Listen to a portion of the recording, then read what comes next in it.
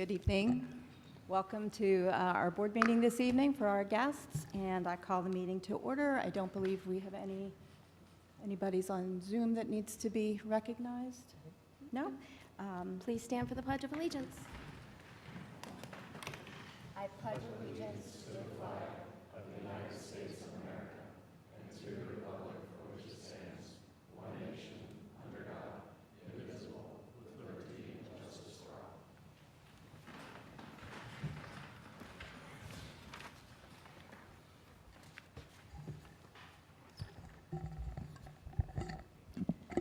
The board met in an executive and informational session prior to this meeting. The information was to gather some more information on insurance options for our high school construction project, and also to discuss the annual ratings for our 3 executive administrators. And it is necessary that we will reconvene to that after our following the education policy meeting tonight, because we're a talkative bunch and there is more for us to continue on the evaluation conversations. And we move on then to student recognitions.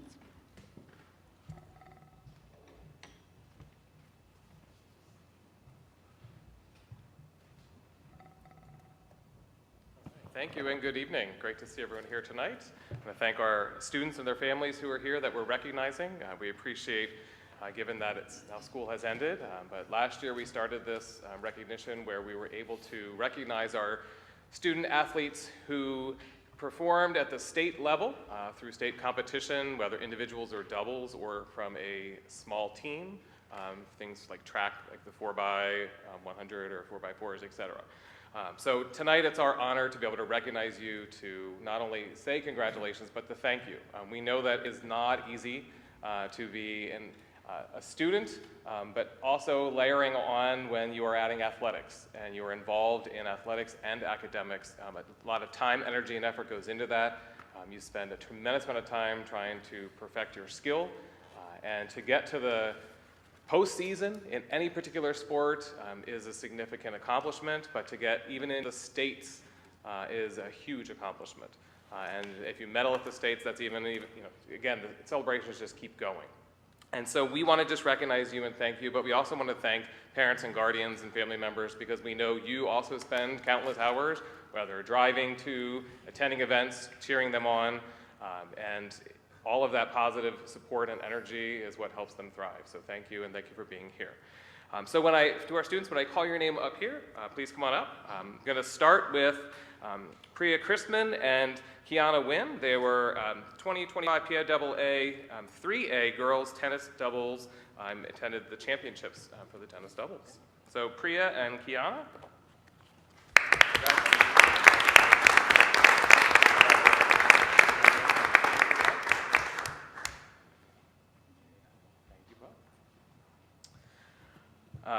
Next, Liam Hodge, 2025 PIAA 3A Cross Country Championships.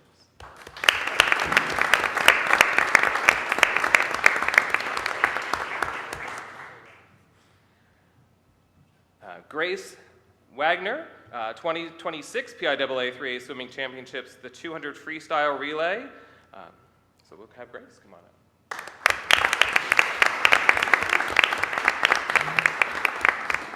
Rose Smith, also 2026 PIAA 3A Championships, the 200 freestyle relay.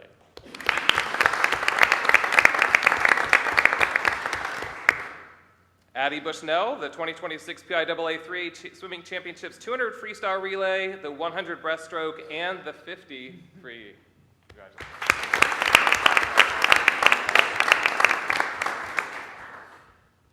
Cami Wolf, 2026 PIAA 3A Swimming Championships, the 200 freestyle relay. She's not able to be here? All right, we will get her certificate. So let's give her congratulations.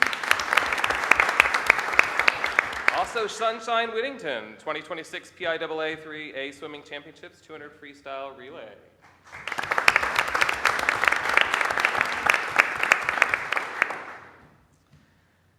Braylon Garcia, 2026 PIAA 3A Boys Tennis Singles Championship with a 3rd place medal. Okay, we'll get Raylan. Izzy Heisey, 2026 PIAA 3A Track and Field Championships, girls 4x100 relay and 4x400 relay. Not here, we will get her. Congratulations, Izzy. Alexis Gibler, 2026 PIAA 3A Track and Field Championships, the girls 4x100 relay.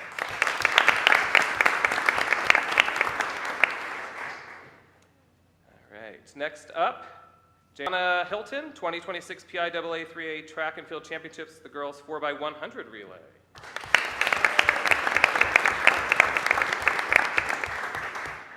Talia Lieber, 2026 PIAA 3A Track and Field Championships, girls 4x100 relay and the 4x400 relay.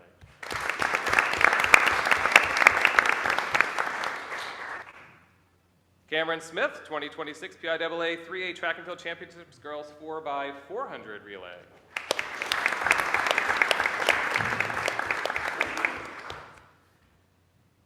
Juliana Hausman, 2026 PIAA Track and Field Championships, girls 4x400, and she's not able to be here, so we will get her certificate.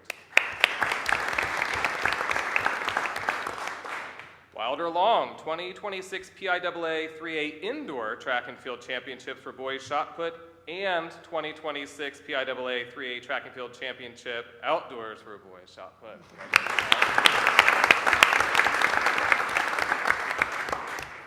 We also have a couple others who we knew were not able to be here, and I still want to recognize them. Andrew Gates, 2026 PIAA 3A Swimming Championships for the 100 backstroke. Will Newport, PIAA 3A Track and Field Indoor Championships Boys Pole Vault 7th place medal. Outstanding. And we already did Juliana as well. So again, congratulations. Let's give them all another round of applause.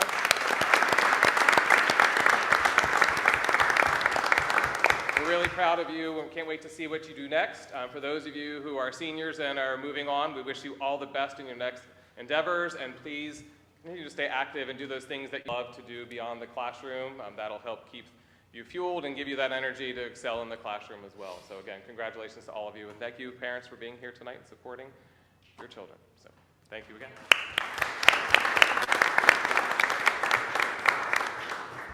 And our student council is not here this evening, but our new reps who were introduced at our last meeting will be back in a few. Okay. Moving along then to item 3 on our agenda, board approvals. We have an item that was tabled from the 528 meeting. I need a motion to remove that from the table. That was, at that meeting, it was item 11A10 at the May 28, 2026 regular board meeting. Do I have a motion to remove that from the table? So moved. Thank you, Ms. Small. Second. Thank you, Director Linton. Any discussion? All those in favor say aye. Aye. Aye. Any opposed? Okay, that carries 9-0. Next, we move on to tonight's agenda. Is there a need to amend the agenda for any additions or deletions? No need to amend the agenda, Madam President, but I wanted to note that I will be requesting that item 10B, 10C, and 10D be voted upon separately.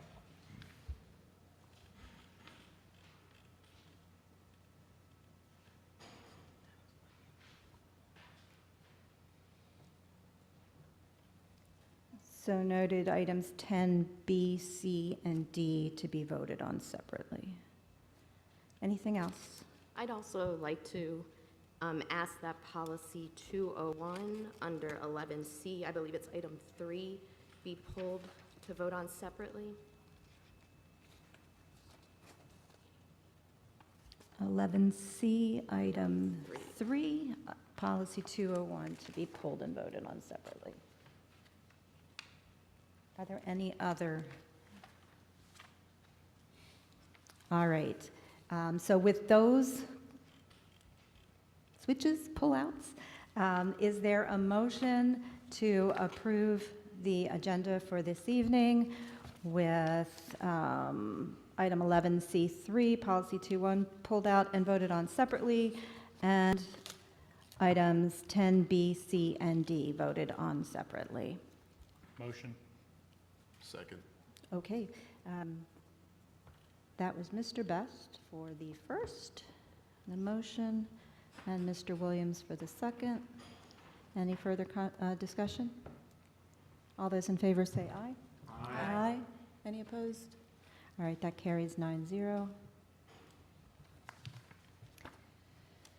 And approval of the minutes. Next, is there a motion to approve the minutes of the regular board meeting held on May 28th, 2026, and the Buildings and Grounds Finance Committee meetings held on May 28th, 2026?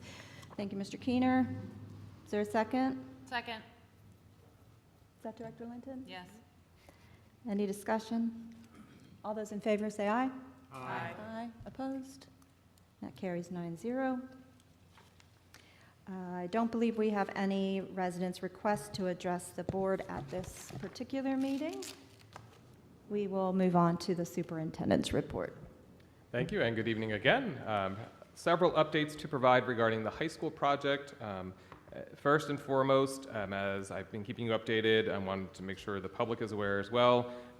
We talked in the past about having a potential meeting with the DEP. That meeting occurred on Monday.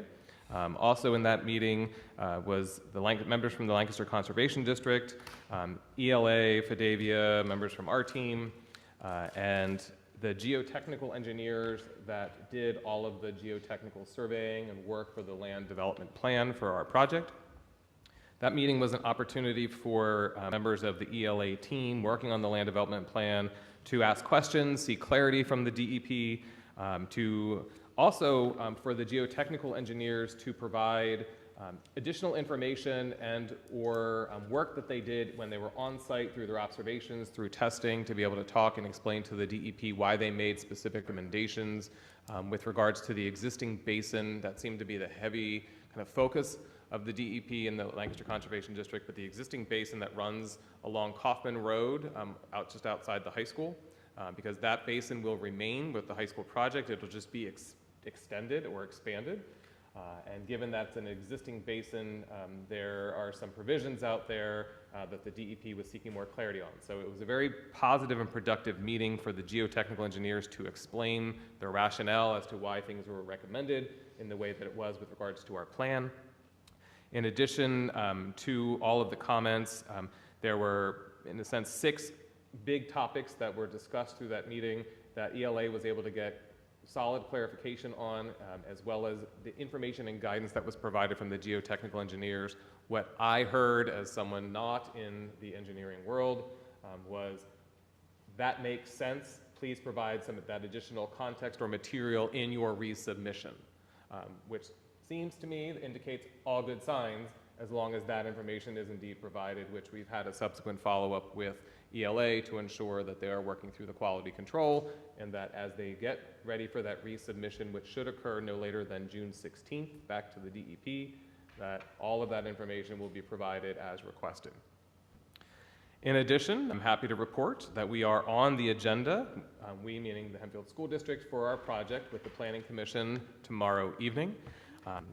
All signs indicate things will continue to progress. I have seen with all the modifications and waivers that are being requested, all are being recommended to be granted, with the exception of one, which has to do with an escrow, with, money going into an escrow account, typically as a taxing authority to another taxing authority.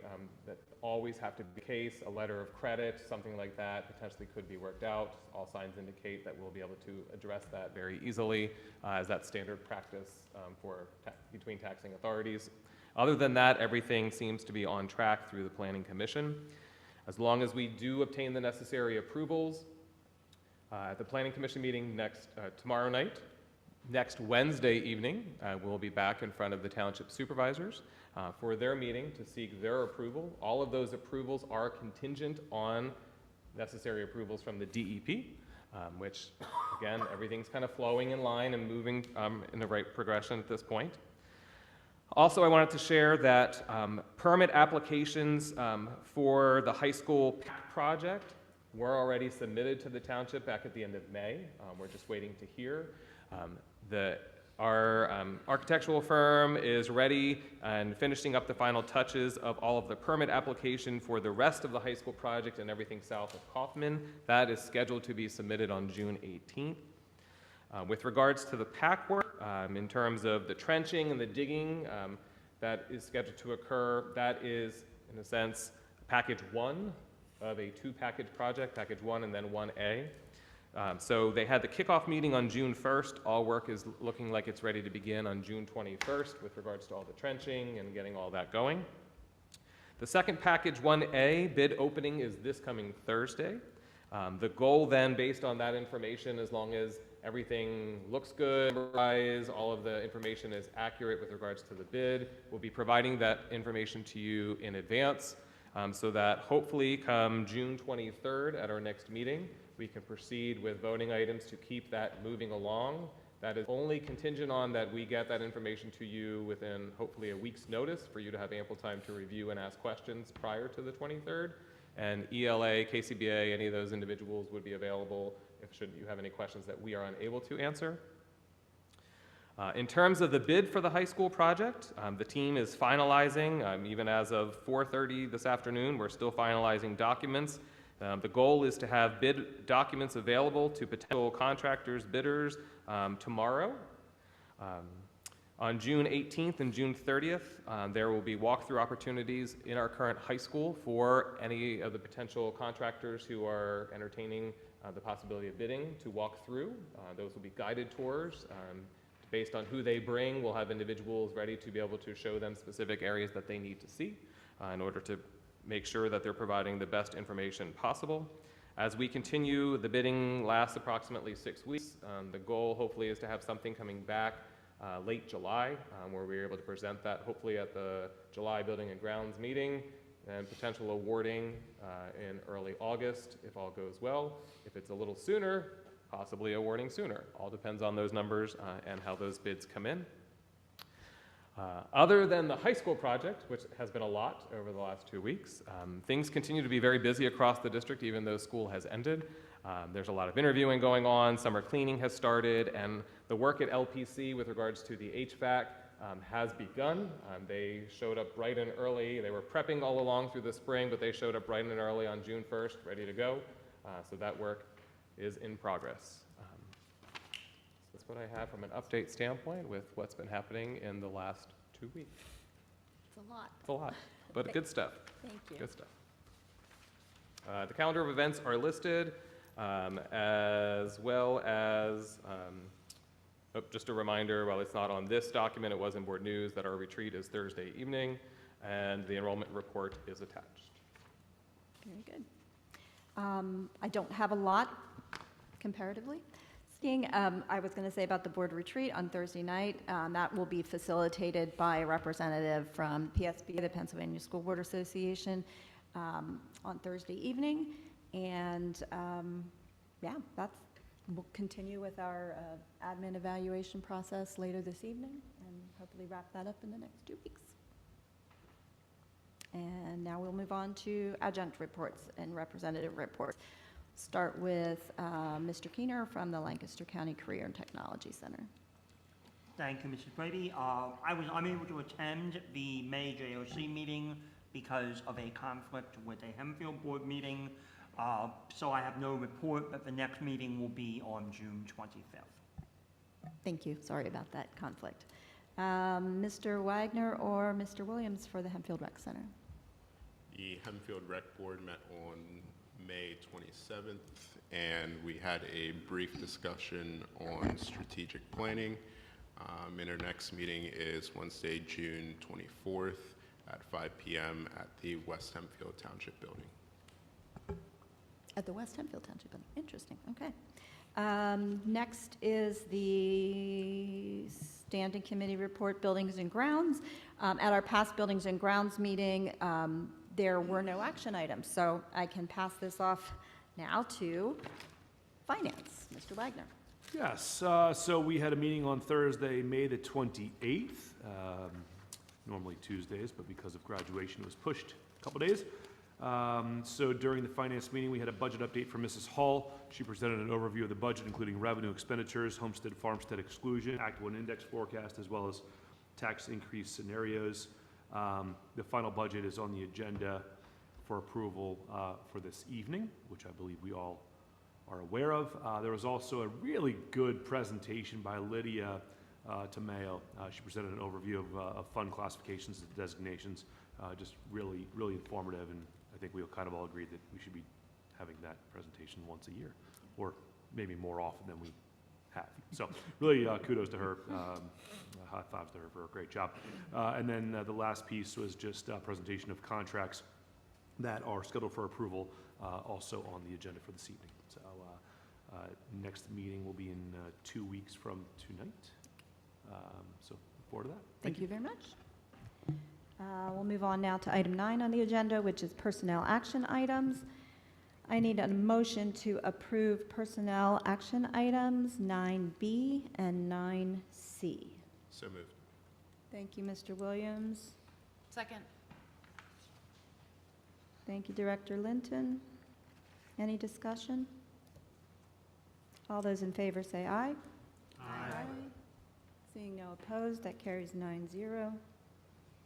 And we'll take a pause. Yep, and if I could just take a moment to acknowledge Mrs. Amy Secor, who you just approved as Centerville Elementary School's next principal. Congratulations, Amy.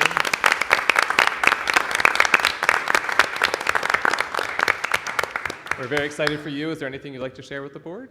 I would just like to share my gratitude and thanks for entrusting me to lead Centerville Elementary School. I'm very excited to do so and have already begun planning and thinking and looking forward to meeting faculty and staff and students and families very soon.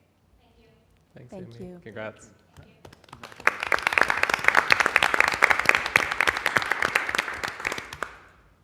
I just looked up there briefly without my reading glasses on, and all those people disappeared now. So thank you all for staying around.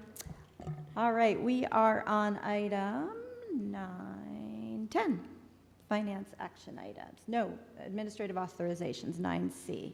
No, we did approve That that was together good. with B, Yep. so we're good. Moving on to finance action item. We split out B, C, and D earlier. So I am looking for, I'm going to make sure I get this right. Madam President, I would like to motion to amend item 10B as follows. To change the tax increase from 4.1% to 2.75%, adjusting the millage rate accordingly. If that amendment is successful, we will also need to change proportionally items 10C and 10D. But for now, my motion is to amend the tax increase from 4.1% to 2.75% and adjusting the millage rate accordingly. I'll second that motion. Any discussion on that? All those in favor of the motion to change, I would like to request a roll call vote. to change the tax? Can we go back to discussion? Sure. Is that legal? All right, good. Just wanna, I want to make sure I'm not going to get something thrown at me. So can, Mr. Keener, can you talk through your move, your motion to the 2.75, please? Pardon me? Can you please speak to your motion to bumping that back down to 2.75? What's your motive? Sure, absolutely. I think that this board has generally done a good job of looking at the revenue side of things. I think we could do a much better job of looking at the expense side. And when we are looking at how to fund this district and what our priorities are as a district and as a board, I think we need to do a better job of looking at how to adjust expenses down, controlling salaries, controlling costs, controlling programs. And if we need to adjust the revenue piece to push us in that direction, and I feel like that's something that this board should be doing. I asked Pat if he could ask me the same question. I want to add to what Mr. Keener just shared regarding the taxes. First of all, I've been in finance and been on this board for 4.5 years. We've raised taxes steadily over the last few years. I believe 2.75 is sufficient. I believe that we need to be good stewards of the dollars we were given. Ties into Mr. Keener's comment. And I also believe in not taking more from the taxpayers than what we need to run the district. And I believe wholeheartedly that 2.75%, or in that general range, will get us there. So that's the reason for my second of his motion. Is there any further discussion? Here. I'm considering the 2.5 because I'm of the same mindset of, I don't want to overburden our taxpayers and our community. I'm not a fan of going to the max, going to the index. I do think that we need to set ourselves up for long-term, which for years, we've done this, I think, every year, right? For years, we didn't do that probably the best way we could, right? And so we ended up finding ourselves in a bit of a predicament as it relates to facilities management and being able to apply dollars where needed. I think we've done a really nice job over the last couple of years of looking at expenses and looking at where to cut and where to be a little bit more thrifty. I think we've done a really nice job with that. For me, I would consider the 2.75. I'm not comfortable with it. I'm not comfortable with the 4.1 either. I would probably land somewhere in the middle, quite honestly. I'd be probably right around 3.5 is about where I would land. At that point, we're talking Mrs. Hall for every point, what, 975,000, is that fair? 987, excuse me, give or take 13 grand. To me, the difference between 2.75 and 4.1 is relatively significant, right? To me, I've always been the kind of guy that likes balance.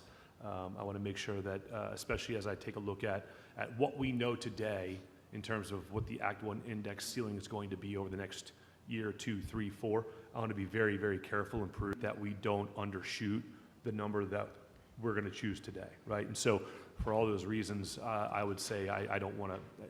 I'm not in favor of the 4.1. I'm not in favor of the 2.75. I'm going to go right in the middle at 3.5. Yeah, I wasn't going to bring it up yet, but might as well. So I'm kind of going to repeat what I said 2 weeks ago, also because Mr. Wohlgemuth wasn't able to attend. After comments from, actually it seemed like all the guys on that side, who were saying, maybe 4.1's a little high. I gave some serious thought to that over the last month, 6 weeks, whatever.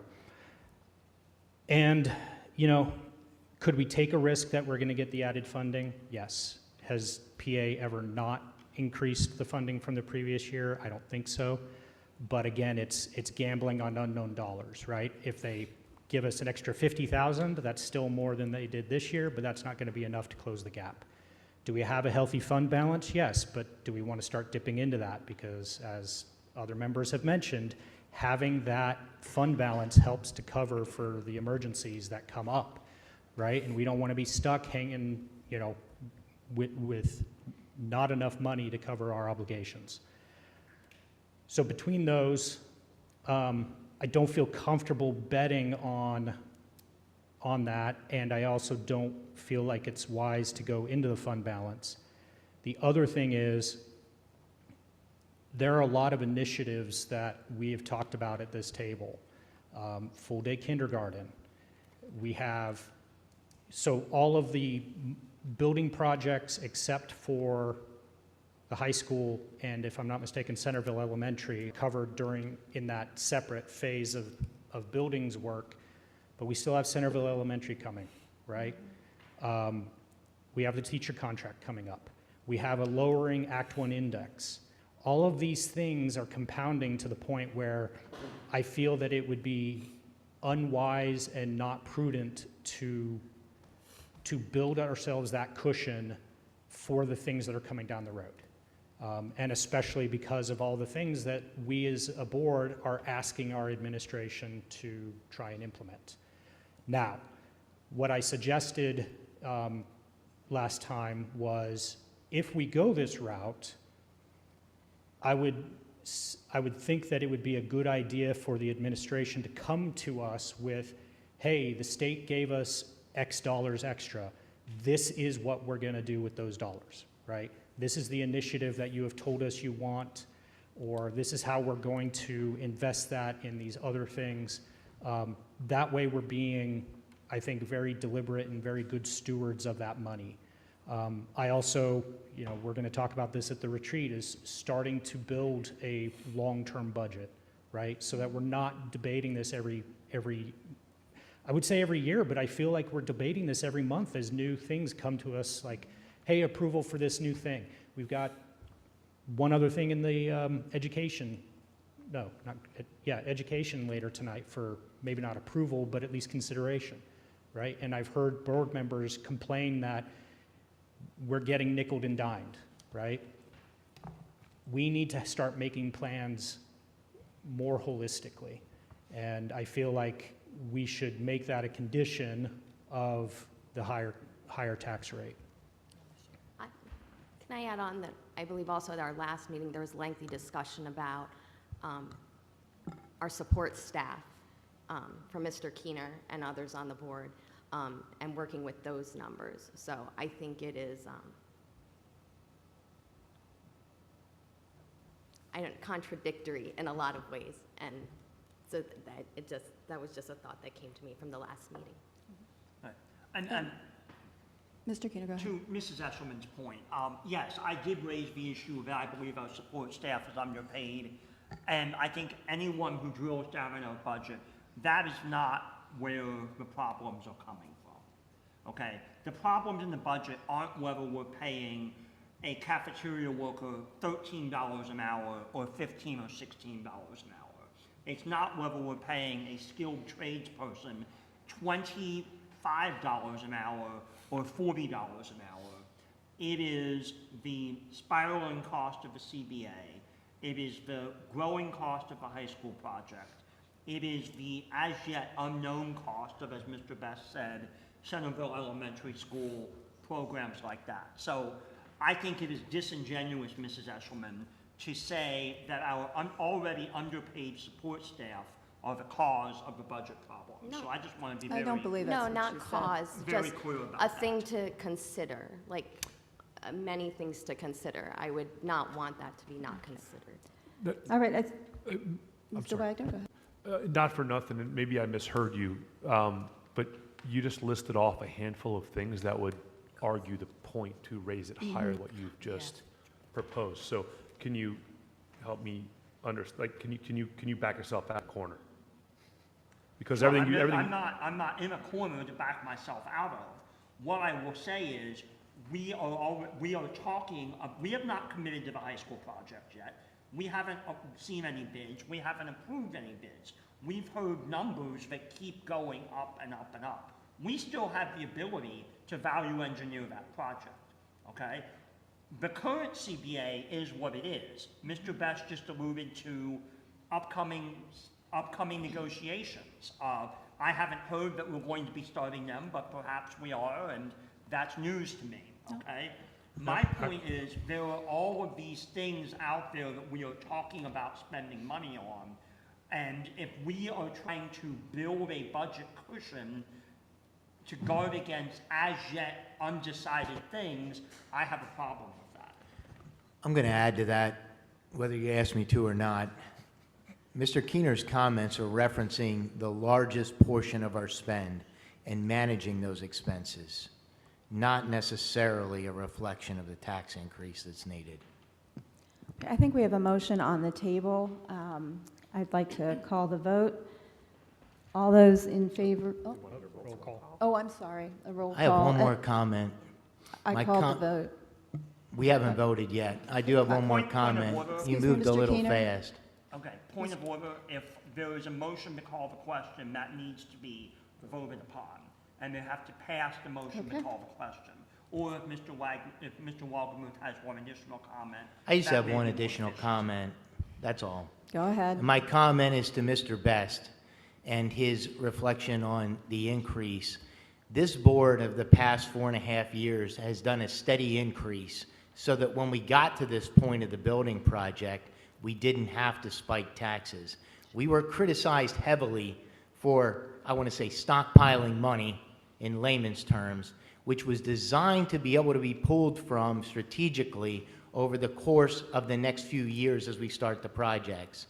That's the reason that I don't support a spike, a high percentage, or going to the index in this case of 4.1. We strategically looked at that long-term plan and attempted to raise taxes beyond our means so that we could keep that tax level steady without having to go to the index. So that's another reason why I don't support going to the index and support a balanced tax percentage moving forward. And I don't appreciate cutting comments off early. There's a motion on the floor to reduce the tax levy from 4.1% to 2.75% and adjust the millage rate proportionately in the other aspects of tonight's agenda. We'll do the roll call vote. Yep. Mrs. Small? No. Director Linton? No. Mr. Best? No. Mrs. Eshelman? No. Mrs. Brady? No. Mr. Wagner? No. Mr. Wohlgemuth? Yes. Mr. Williams? No. Mr. Keener? Yes. Motion fails 7-2. Okay. I'm looking for a motion to approve the 0.1% tax increase. Motion. I'm going to, Thank you. Second. Further discussion? And again, I'll repeat the motion to approve the budget at 4.1%. Roll call, please.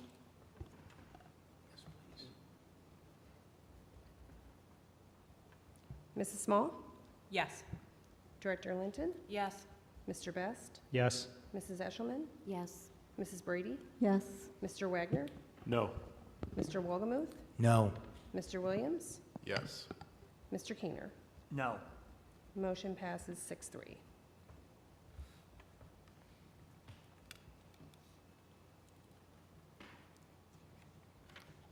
All right, item C on the agenda would be then the homestead and farmstead exclusion resolution and approval of the homestead and farmstead exclusion resolution. Is there a motion? Motion. Second. Thank you, Mrs. Eshelman. Second, thank you, Mr. Best. Any discussion on that one? All those in favor say aye. Aye. Opposed? Oh, I'm sorry, I didn't ask for I did ask for discussion. Yes, we're good. Okay, that one carried 9-0.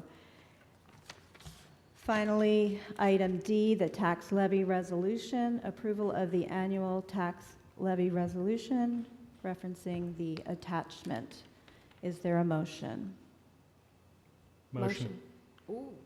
Mr. Best? I'll give Mrs. Eshelman the second on that one. Is there any further discussion on that? All those in favor, please say aye. Aye. Opposed? No. No. That 7-2.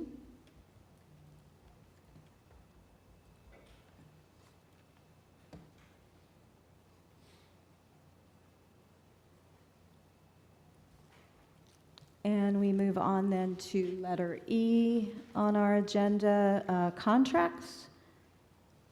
There are 7 contracts listed. I need a motion to approve those contracts as presented.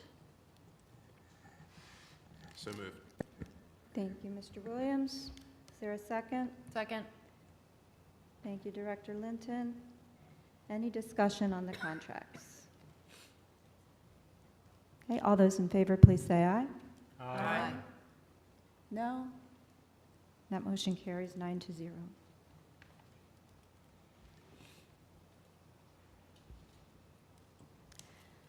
Next, we are at our item 11, policy action items. We will be voting on this, letters B and C as presented, with item C3 pulled out to be voted on separately. Do I have a motion? So moved. Thank you, Mr. Keener. Is there a second? Second. Thank you, Ms. Small. Any discussion? All those in favor, please say aye. Aye. Opposed? That carries 9-0. Finally, we will need a motion for approval of policy 201 as presented. So moved. Thank you, Ms. Small. Is there a second? Second. Thank you, Director Linton. Any discussion? Yeah, I'm curious why it was pulled out. I asked for it to be pulled out because I think I'm still unsure of the policy as written, and I just don't want to yes to something that I've asked multiple questions to administrators, I've done research on other school districts, and I just can't vote yes for it yet because I'm still have a lot of questions. So regardless of what the other board members vote, I just knew I wanted to vote a different way because I wasn't solid in my So is this support the of time it. to get that information that you're seeking? Is it what? Is this the time to gain that information that you're seeking? No, I Or you feel just gonna like vote no? I've belabored it actually and asked questions and done research, and I just don't feel comfortable saying yes to it. I mean, would you like us to vote to motion to table it? No. So that you can get the additional No. information? Nope. Nope. So you're just gonna vote against it because you Yes. don't understand it? Not because I have not tried to understand it, because I still feel personally unclear about the policy, and so I'm voting no, and that's okay. That's okay. Is there any other discussion? All right, we have a motion and a second. All those in favor of moving policy 201, we're doing this to Second. second reading, as written, please say aye. Aye. Opposed? Me. And that one goes 8-1.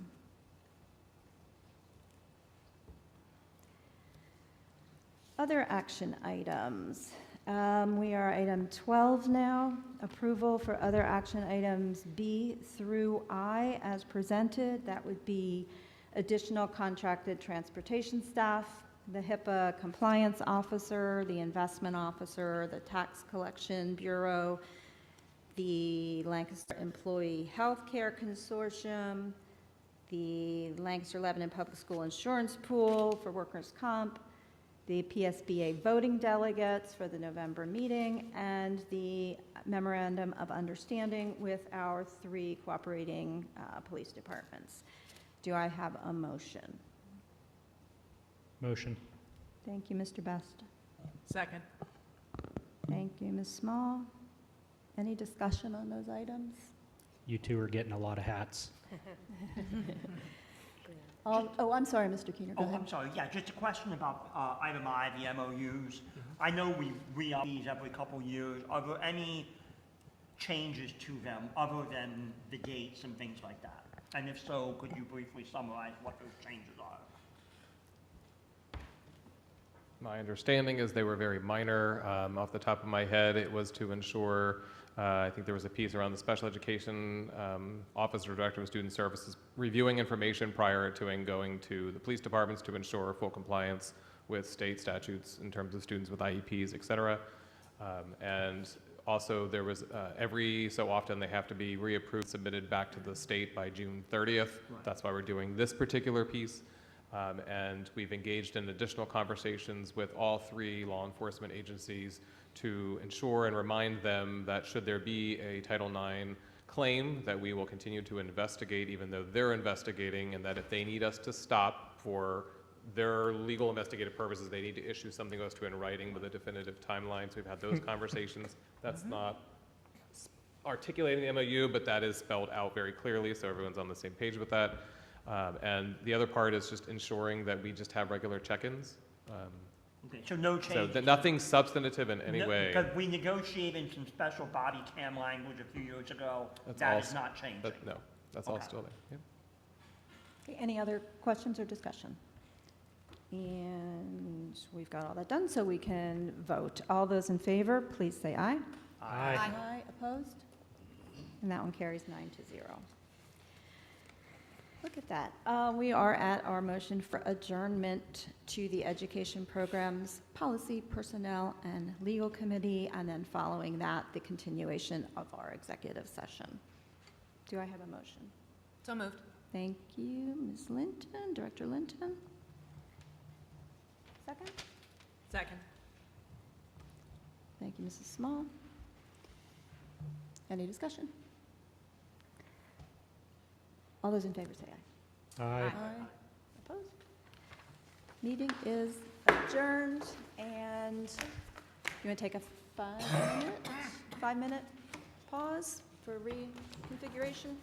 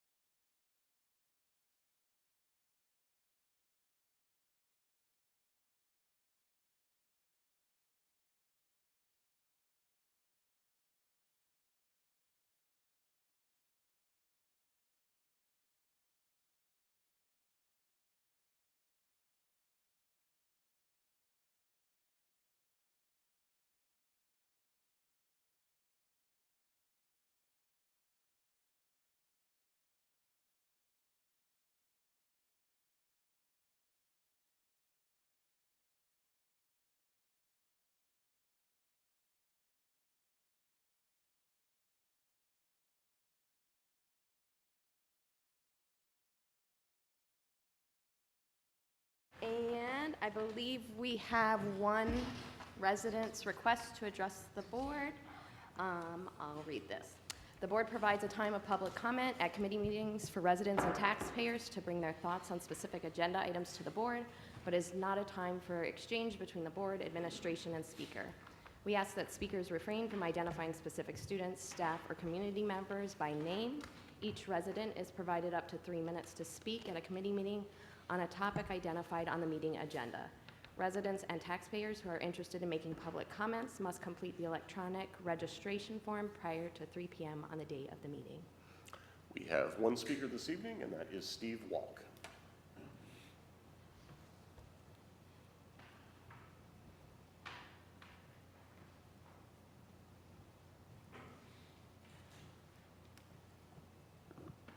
Thank you and good evening. My name is Steve Walk. I am a proud parent of a Hempfield High School student, and I will say that I'm hopeful.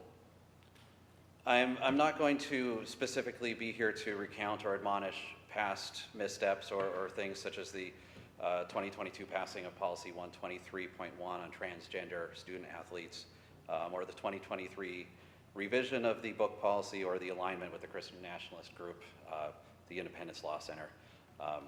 Like I said, I'm rather hopeful.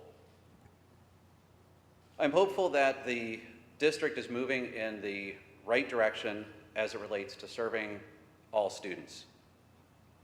As you discuss Policy 109 on school library materials, I urge you to consider all students in the district. Are the books in our libraries representative of a diverse group of students? I know doing some research that for legal or other reasons, there are not a lot of great demographic information available to the public, but it is a diverse group of people that we need to serve and realize, not just the majority of the students. Do these books reflect our varied nationalities and backgrounds? It's crucial that our transgender and queer students also find representation in literature that's available to them. And I would hope that we are fostering an inclusive environment. I'd like to just leave you with a brief quote incorrectly attributed to Walt Whitman, and I will admit that I'm a geek and I've rewatched Ted Lasso way too many times. And there's a great scene where the basic quote is to be curious and not judgmental. That we jump to conclusions, we are judgmental when we should take a step back and we should be curious and learn more. We should all be lifelong learners. As representatives for our school district, we should always be that lifelong learner. I hope that you embrace this mindset as you work towards creating a more inclusive and representative educational experience for every single student that we have. I'm hopeful that the staff and the administration that's working on Policy 109 remains curious and always considers every single student when making these decisions. Like I said, I am hopeful for this board and the direction with that in mind as far as being curious. And I do truly thank you for your commitment to the students of Hempfield. Thank you. Thank you, and now we're moving on to our education and programs section. Dr. Dandridge and everybody. Sure, as you know, we have engaged in a series of updates on artificial intelligence in the district after adopting a policy last year. So this evening we have our third update of the year. We have talked about how those programs have been used in the classroom, how we're adopting resources to the policy. Today we're going to talk to you a little about some of the tools that have been explored, some of the advantages of them, some of the drawbacks, and a recommendation. So I'm going to turn it over to this fine team who have been engaging in a lot of work this year in this area, and to be commended for that work. Thank you. So in addition to Jason and Jeremy's, whose name are on the cover slide along with mine, I also have with us Sarah DiMaria, who's been part of our committee. When the board completed or adopted the policy last year, we put together a little AI integration team that included the 3 administrators listed up there. Sarah representing the library as library coordinator, and then our 3 tech integrators who were also invited to be here tonight, but they're all traveling and enjoying their vacation and couldn't be here. And I don't want you to feel bad for Sarah, though, because she literally just returned from Paris. So, while she's been out traveling and trying to get readjusted to some time schedule, she really should be sleeping right now. She is here tonight as well because she's one of the people who has been using the tools in the classroom, and I felt could field some of the questions really well as she's boots on the ground in using these tools. So you can go ahead to the next slide. So as Dr. Dandridge mentioned, and I just said, it was last July when you approved policy 815.1, our AI policy. Jason and I were just at a Penn State listening session that they were having about AI / conference just a couple weeks ago, and we learned that 183 of the districts as of the end of the school year have board policy related to AI. So I felt at the end of that conference that we were really moving forward and doing great things at Hempfield and leading the way as we continue the work that we've been doing this year. So I have some excerpts from board policy, which don't worry, Mr. Keener, I am not going to read to you, but I did want to mention that I am including these parts because they framed our work that we did this year as well as our evaluation of the tools that we're doing. So I have the bullet points of the areas that we looked at as we met all year to engage in what we should be doing with our students and with our staff in relation to AI tools. So we looked at the fact that the board policy asks for instruction on AI tools in all grade bands. We looked at the safety involved, so we looked at FERPA compliance. We've talked about academic honesty, and then you can go to the next slide. We also have talked again about safety and the use of acceptable use and how any AI tool that we select or use fits into what we already have in place. We talked about using AI for feedback on student work, and we talked about professional development as our little subcommittee and everything that we rolled out. We did not really look at AI use in operations, as that's not really our world, that's more of the other side of it. So everything that we did, we were always coming back to the policy and looking at what was there and trying to interpret the policy and then put it into action. So with that, I'm going to turn it over to Mr. Paul, who's going to talk about some of the tools that we did look at this year and continue into the discussion. So this next slide here does list some of the tools that we looked at. I kind of would put some of these into 2 different buckets. Some of these tools that you see up there are more standalone AI tools, and others kind of integrate with other software programs that already exist in the district. So just looking at the list there, Gemini, Magic School, School AI, and ChatGPT are kind of those standalone heavy use AI tools that are out there that you guys are familiar with and heard some. Some of the presentation about that we offered last month with our teachers as well. A couple of the other ones up there, Securely is actually our filtering software that we have on our iPads, and they offer a very basic AI component to it to be able to use as well. So that's one that we looked at, but doesn't have many of the options that some of the other ones do. Brisk is another one. It's kind of basically an internet or Chrome extension tool that is used from an AI standpoint. And then the other 2 up there, the Brisk and, the Canva and Copilot are 2 that are integrated within some of the software we have already in the district. So Canva is more of a graphical design software program that we use. It is a free education version, and within it has some AI options to be able to use to create some of that graphical design and different slideshow features and things like that in there. Copilot you might be familiar with as well on the Microsoft side of things, so that's has a piece that integrates with our Office 365 and some of those programs.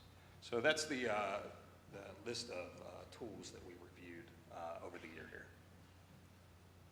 here. This next slide we included was the IU13 districts, and as Kathy said, A number of districts across Pennsylvania have policies, and I know a number of these districts do as well. And just kind of framing out what the IU13 districts that I'm aware of and what they're using. So you can see there's a heavy use there of Magic School and Gemini across those districts. There is one district that's still in a pilot right now with Magic School. What I would also say about the Gemini districts, and you'll learn a little bit more about this as we go on, those Gemini districts that you see up there using that tool, a lot of those districts are using a product with Google called Classroom as well, and Gemini integrates directly with Google Classroom, which helps with that integration versus Magic School. A lot of their tools are built specifically for the classroom piece. So as Jeremy mentioned, ChatGPT, Gemini, Magic School were the three kind of standalone programs. What we wanted to do is take a look at those three programs in several different characteristics based upon the policy. So there are two slides here which you can see, and we'll get to the second one in a little bit. But there was an awful lot of text on here. Jeremy and his tech integrators worked through each of these components and evaluated each of the programs, how they performed in each of those areas. So what we did is we color-coded it so that when we were finished, we could kind of look for where most of the green fell. And that was going to be kind of what we saw as the program that was leading us in the best direction. So you can see there for instructional value, teacher oversight, integration with other systems, and accuracy, how each of those programs fared. On the next slide, same thing with safety and age appropriateness, student data privacy and safety, and then cost and sustainability. So that was the comparison of the tools as we were getting ready to do this presentation. Where did we feel like the tools best aligned with our needs? One thing we know is this, just like with everything else with students, there's not one thing that you can pick that's going to work for all students. And so we wanted to see which one had the best for the population in general. So as I look at this, I'm trying to understand, and I think the color coding and the descriptions are helpful. I guess I have some concern that, like, a tool that might be more managed by the faculty, I feel like that could constrain student research. And especially when we're saying that tool is less accurate and more biased. So how are we making sure that the students have access to the full range of AI capabilities to facilitate their research and the projects that they are doing? Versus, I wouldn't want the faculty saying, oh, I don't want you to research that. I would want the students to be doing their research, meeting with the faculty, saying, this is all the information that I have gathered. Some of it may be more relevant than others. Help work with me with what I would include in my paper or what I would include in my project. Like, I feel like we're constraining student research right now. We're not constraining the student research. A lot of those limitations have to do with safety issues. What would be, I don't understand. Well, especially we have young elementary students. I'm talking about the high school. Like, I'm talking about young adults. Okay, well then, Mrs. DeMaria is probably the best one to talk to about that process, because she is at the high school using these tools every day. What was that, Mrs. Dye? I just wanted some clarification on the question for high school use. Pardon me? Some clarification on the question you're asking? Okay. What are you asking? What I'm asking is, this Magic School, which based on the color coding you seem to like best, seems to also be the most restrictive tool that might not give our students access to a full range of inquiry. And especially on the night when we're going to talk about things in the library, and the whole premise of that discussion is giving students a range of access to materials and not constraining their research and letting students explore the breadth of human knowledge. I wouldn't want to be recommending a tool that's going to operate at cross purposes to that. Well, AI isn't human knowledge, so in a sense, Magic School actually allows for more quality research because the parameters are put in by the educators and the teachers. I feel like you're maybe alluding that Magic School doesn't allow full access to information, which isn't the case. They still operate just like other large language models. But you're saying it's less accurate and more biased and less reliable. So if I can just jump in a second, can you go back to the previous slide? The last one there. Can you talk through the pros, cons of why it's rated high versus moderate high and provide a little more detail and explain with regards to reduced variability or more controlled reliance on, just provide some more examples and specificity as to why those others would be high versus the moderate high? So since they are all large language models, they're built based on whatever is entered into it. And Magic School is not going to put things into it that we wouldn't want our students to have access to for safety reasons. So it does give us Why would you not want the students to have access to knowledge? That's the crux of my concern. It's not that they won't have access to knowledge, but they won't have access to things that are on the internet that you do not want your children to see. It will put controls on their desire to form friends, create companionships, which happens in other kinds of large language models that can be available, and it would stop them from prompting the connectedness there. One of the constraints is that because it's based on what's in there, it might not have something that happened last week or last month in the news. It might have something that's a little bit older because it's gradually being vetted and put in to make sure that those things are safe within there. However, at the high school level, we would not only use Magic School. We would use Magic School in conjunction with Gemini or with another, if we approve something else, but we're already using both Gemini and Magic School together at the high school since they both have passed our vetting processes. We looked originally, I admit that when we first started talking Magic School, I was kind of thinking like you were, like at the secondary level, I want my kids to make sure that they're ready to move out into whatever's going to be next for them because they won't always have the guardrails on. And so we started looking at that, and should we only be getting Magic School at a certain level and not be getting that at every level?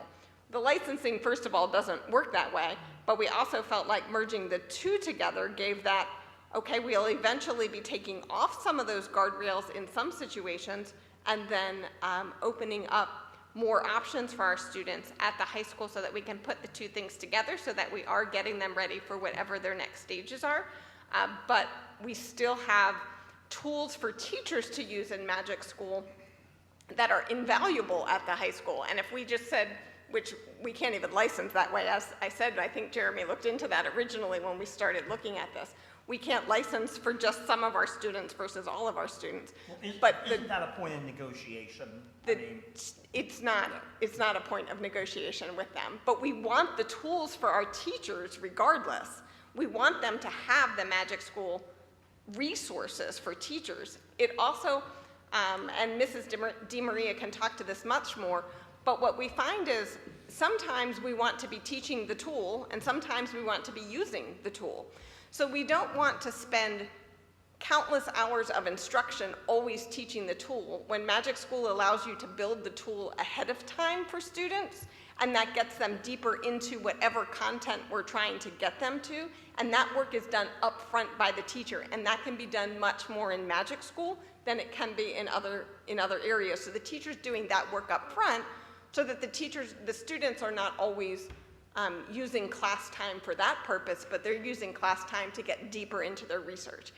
It's just like any project that a student is doing. I don't want a student spending all their time trying to get the images on their Google Slides set up to match with the correct fonts, and I don't want them to be spending so much time on the production of something instead of on the deeper learning that goes with it. And Magic School allows us to do some of that prep work ahead of time that allows our students to keep getting into deep content. But then when we're using Gemini, we're having students teaching them tools along the way. So at the high school, we have to merge both of those together, but because of some of what's available, as far as access for our younger students, Magic School gives us those guardrails to get them using the tools in a safe way, where we have oversight, which I'm sure Jeremy can talk much more to what we can see as far as what the students are doing when we're using Magic School versus when we're using other tools.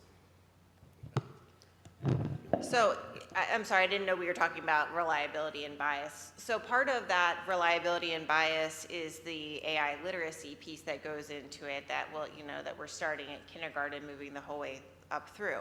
But our high school students are already pretty AI literate, so when it comes to looking at accuracy, bias, and reliability, we wouldn't want them using just AI for the sources for their research paper per se, if we're talking about like that kind of instance.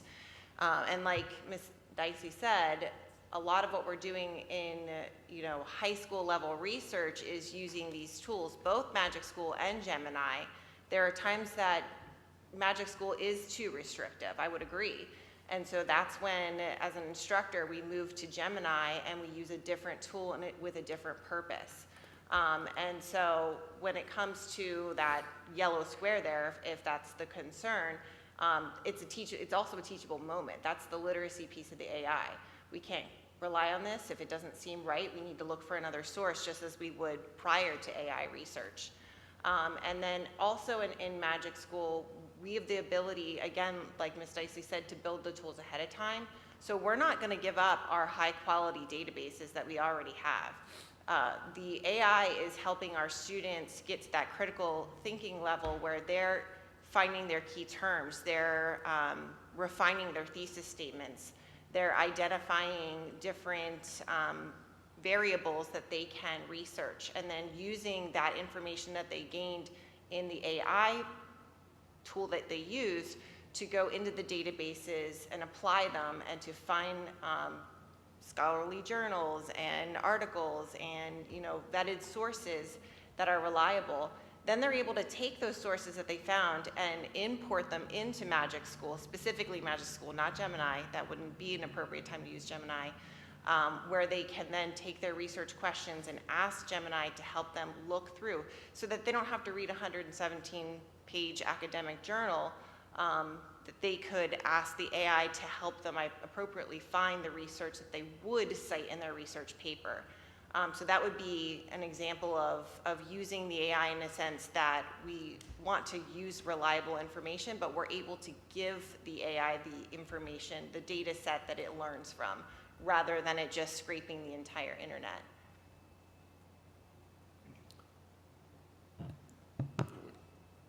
The one piece I was just going to add, following up on safety, we're legally required to filter the connection that our students get to the internet. That's not a negotiable. From a technology standpoint, federal law requires us to, we can't just open the doors and provide students full access to an unrestricted internet. I understand that. That's not what I'm saying. And I understand that too. My point was that in the process of whether it's content filters or AI, we're obligated to put forth tools that allow us to tailor the content that is most appropriate for the grade level. So even in content filtering, we tailor that for different grade levels and things like that. And I think when we're talking about the slide with safety and age appropriateness, that's really what we're working towards or looking for here, is coming up with the best tool for the grade level, for the teacher, for the situation. There are absolutely no situations where we want to turn students loose on the unrestricted version of Gemini, the unrestricted version of ChatGPT. At their core, those tools are not built for K-12.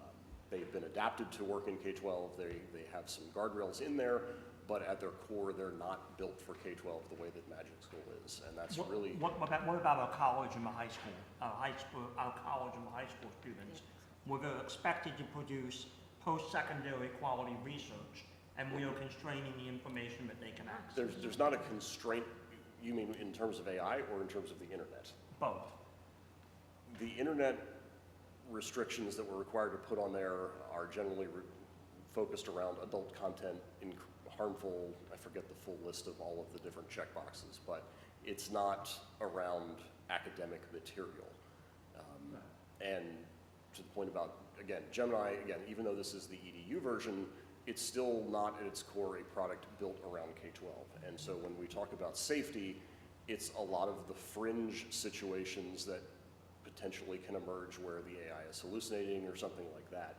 That in a secondary world, that is, we can work with students, we can get around that, we can put, have already done the necessary instructions to deal with and have students know what to do when the AI is not working right. That's a huge part of all of the teaching and instruction that they've done. Magic School, being very focused on K-12, has added those guardrails, particularly at the younger level, where we're not going to see the hallucinations that go off into areas that we don't want our students getting to. And so just like we've talked about trying to tailor content filtering to the appropriate level at different grade levels, that's part of what Jeremy and the rest of the folks around the table here have tried to do with putting together a tiered scaffolded system that is going to produce an AI experience that's meaningful, but that is really addressing the needs at every grade level that, to your point, provides the tools needed that aren't going to restrict students from accessing information we want them to, but still provides it in a safe way that we're comfortable as administrators providing all these tools out to students. Mr. Graham, I totally understand what you're saying, and I don't want to belabor the point. Anytime people start talking about restricting access to information, the hair on the back of my neck goes up. I think we can agree we don't want our students Googling porn on school computers. We don't want students researching methods of self-harm on computers. That's not what I'm talking about. But if a student, if a high school student is doing a research paper, I don't necessarily want to restrict the breadth of their research. Part of what the faculty should be doing is saying, okay, you found all of this information, this is your thesis, which of that information best advances the thesis? I don't want there to be a prior restraint on the student's research. To Mr. Keener's question, to your point, our students, am I correct in my understanding that our students have access to additional databases to conduct their post-secondary level research when appropriate? And our students have access to an amazing selection of databases thanks to all the work that Mrs. DiMaria does with the library department. And Magic School doesn't replace those databases. It's a tool to help us use them in the most efficient way possible. And it just provides, again, those kind of, the kind of constraints that you're not going to get from other programs by simply not giving you the automatic answer. Sometimes you may ask a question into some kind of generative AI and it will give you the answer, but Magic School will automatically start prompting back to try to make your thesis better or to try to make your research question better.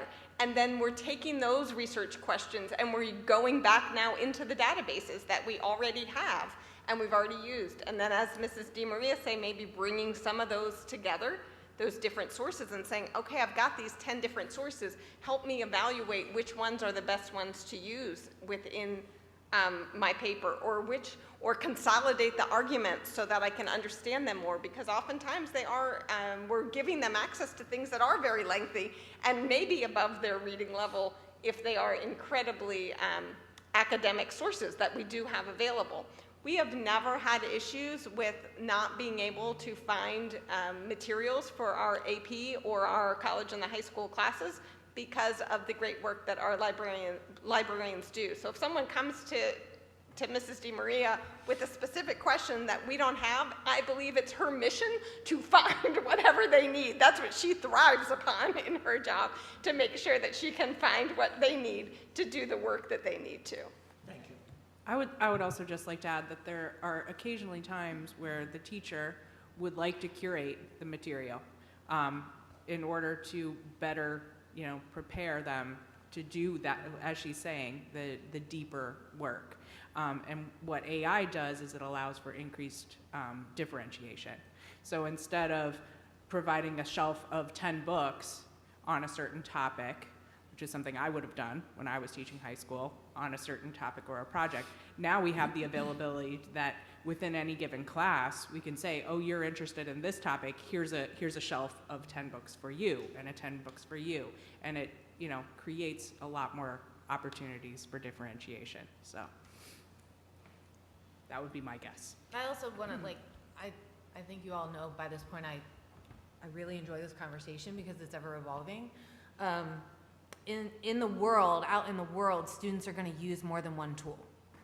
And we are preparing them in the way that this has been presented so far to us in the development of this based on the policy, the board-approved policy, the scaffolding of the curriculum to meet our students at their cognitively appropriate developmental stages continues to be what I would hope to see. Because in the world, to Mr. Keener's point, they're going to have access. We need to be able to prepare our learners, especially our secondary learners, to be able to go beyond Hempfield and be able to discern, factual information versus this is a sketchy source. Maybe I need to look into that a little more deeply. So I think it's appropriate that we frame this conversation recognizing that this is one tool. These are one and two tools that we are using connected with all of the other research opportunities that we have available at the grade level and cognitive level that's appropriate for students across the district.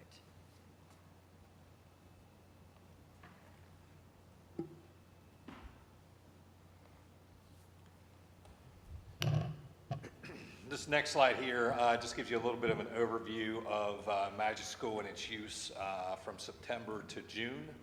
I'll actually go from right to left here if you're looking at student totals there. So we have about 6,800 students in the district. You can see the number of students that have used Magic School during that time frame. Magic School has about 50 student tools to it, so you can see out of the 50 tools, 33 of those tools were used, and the number of student generations that were created there.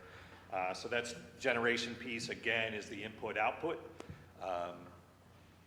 to the program. So on the left-hand side there, teacher tools, so you get to about 330 of our teachers or staff members, approximately about 500. Have used it.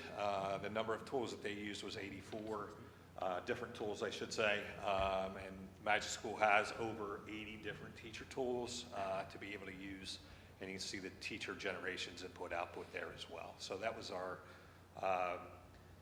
Magic School use from prior to our pilot, so that was a free version all the way through the enterprise pilot version that we just did a few months ago. Next slide, you saw a little bit, I believe, last time. I just updated numbers here a little bit for you to take us through the end of the pilot period so you can see the growth there in the total number of generations by school. The box really kind of frames itself there for the pilot. And I think I mentioned last time, February is when we started offering some additional professional development sessions.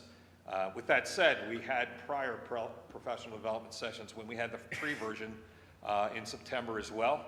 But you can see how our numbers have jumped from a usage standpoint in February, March, as we started to do some more PD sessions throughout that pilot period. Obviously, when you start to look at April and May there, usage fell off a little bit. There's obviously a lot going on at the end of the year. With testing and everything else at the end of the year encompasses. So,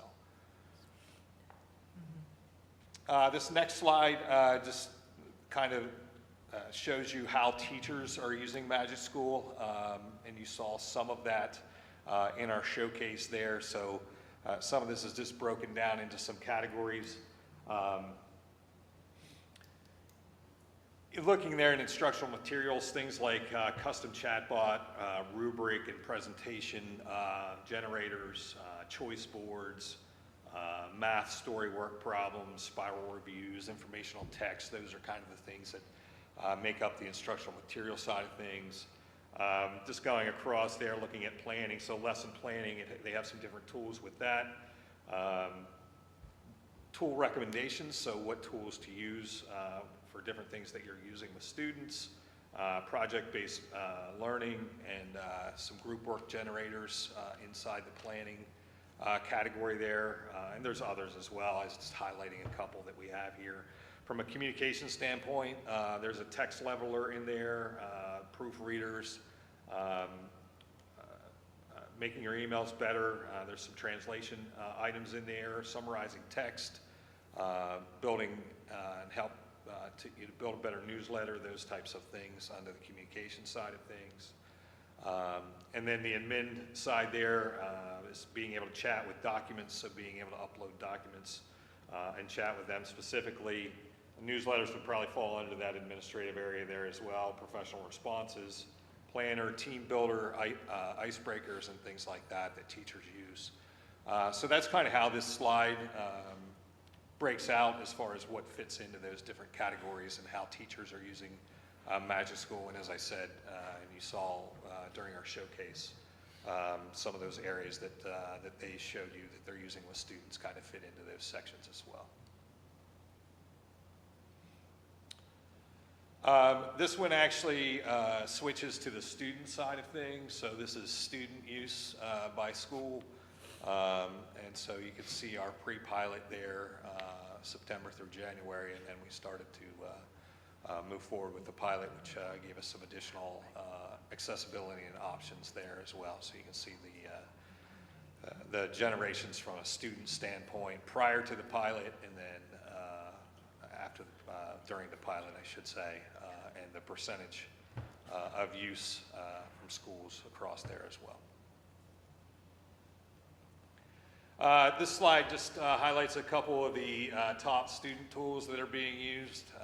And again, I don't think I need to read through these. A lot of these really speak for themselves and were definitely part of some of the showcase items that you saw with teachers last month. So. Why Magic School? As you know, we talked a little bit about some of these points already, but really built for education. It is education-focused tools, lesson planning, differentiation were mentioned a bit already, assessment creation, IEP support. So, you know, really starts to align with classroom needs. I mentioned the number of teacher tools and the number of student tools that Magic School offers. You really don't see those numbers in those other programs that we looked at. Integration and oversight there. We talked a little bit about the administrative controls here, allowing our leaders to manage access and monitor usage, have access to that information as and if and when we need it. The other piece there is it integrates with other systems, so it integrates directly with Schoology as well, and allows us to connect into some of those other systems. Single sign-on, those types of things. Teacher oversight. Teachers can guide, review, and structure student interactions. Again, Magic School is not something that is wide open. It allows the teachers to be able to open those items and use them with students as they need to. And, it's just not an unsupervised piece. Teachers have a big visibility into that system, which is nice. Again, that's some tools that you don't see in other systems, even from the Gemini side of things. The next one there is built-in safeguards to mitigate companionship risk. And you know, Magic School's whole premise is this really being a learning tool. It's not for social or relationship-based. It focuses on the interactions, on the academic task, and has the guardrails that are needed in place for that. So, what is a companionship? Yeah, so it's almost the relationship piece, right? So it's using AI as a friend, as a companion, as though you and I would be friends. It now is using the electronic side of AI to be my friend. How can you be friends with a computer? You can't. That's the point. But it can make you. It can make you think. that your friends, so like, could you please give an example of a prompt that an adolescent, anyone at the table, that an adolescent might do in order to like create a companionship bot? So there have been situations where students have posted things to the chat bot who they start back and forth asking for some basic like, hey, I'm really struggling with this friend today. Do you have any suggestions on what I should do to address this problem? And when that student feels comfortable enough to respond and follow through with what that bot is in a sense responding, that student then goes further and says, I'm really struggling with this person.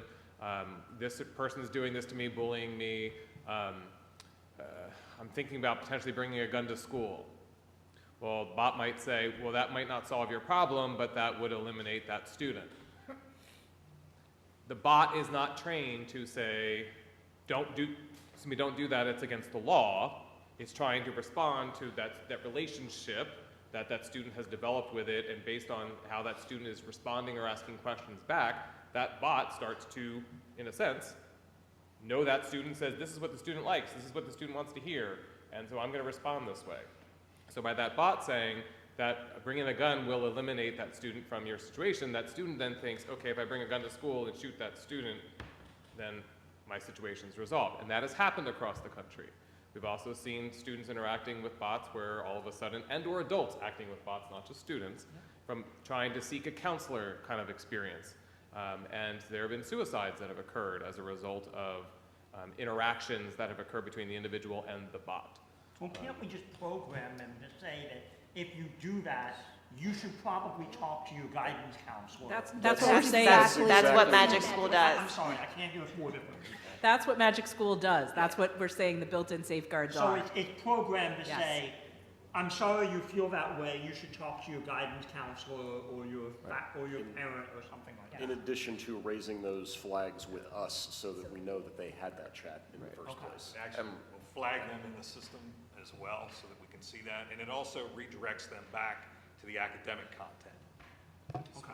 And while that may seem like a far-fetched thing, it's not. At the conference that Mrs. Dicely and I were at, that has become the #1 use of AI amongst high school students.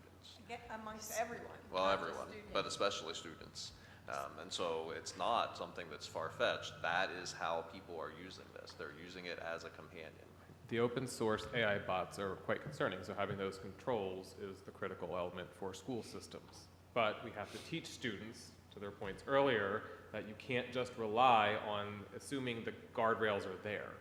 And so if we only go down the path where the guardrails are, we're not preparing our students for what happens in the real world once they start to transition. So our older students, they need multiple language models to be working with, but our younger students definitely need to learn through the safeguard process. And in addition to all of that, the Magic School has reminders for them, and it is part of the AI literacy. Hey, remember I'm a robot, so I might not get it right. You know, it embeds messages throughout, or it's time to take a break, you've been with me too long.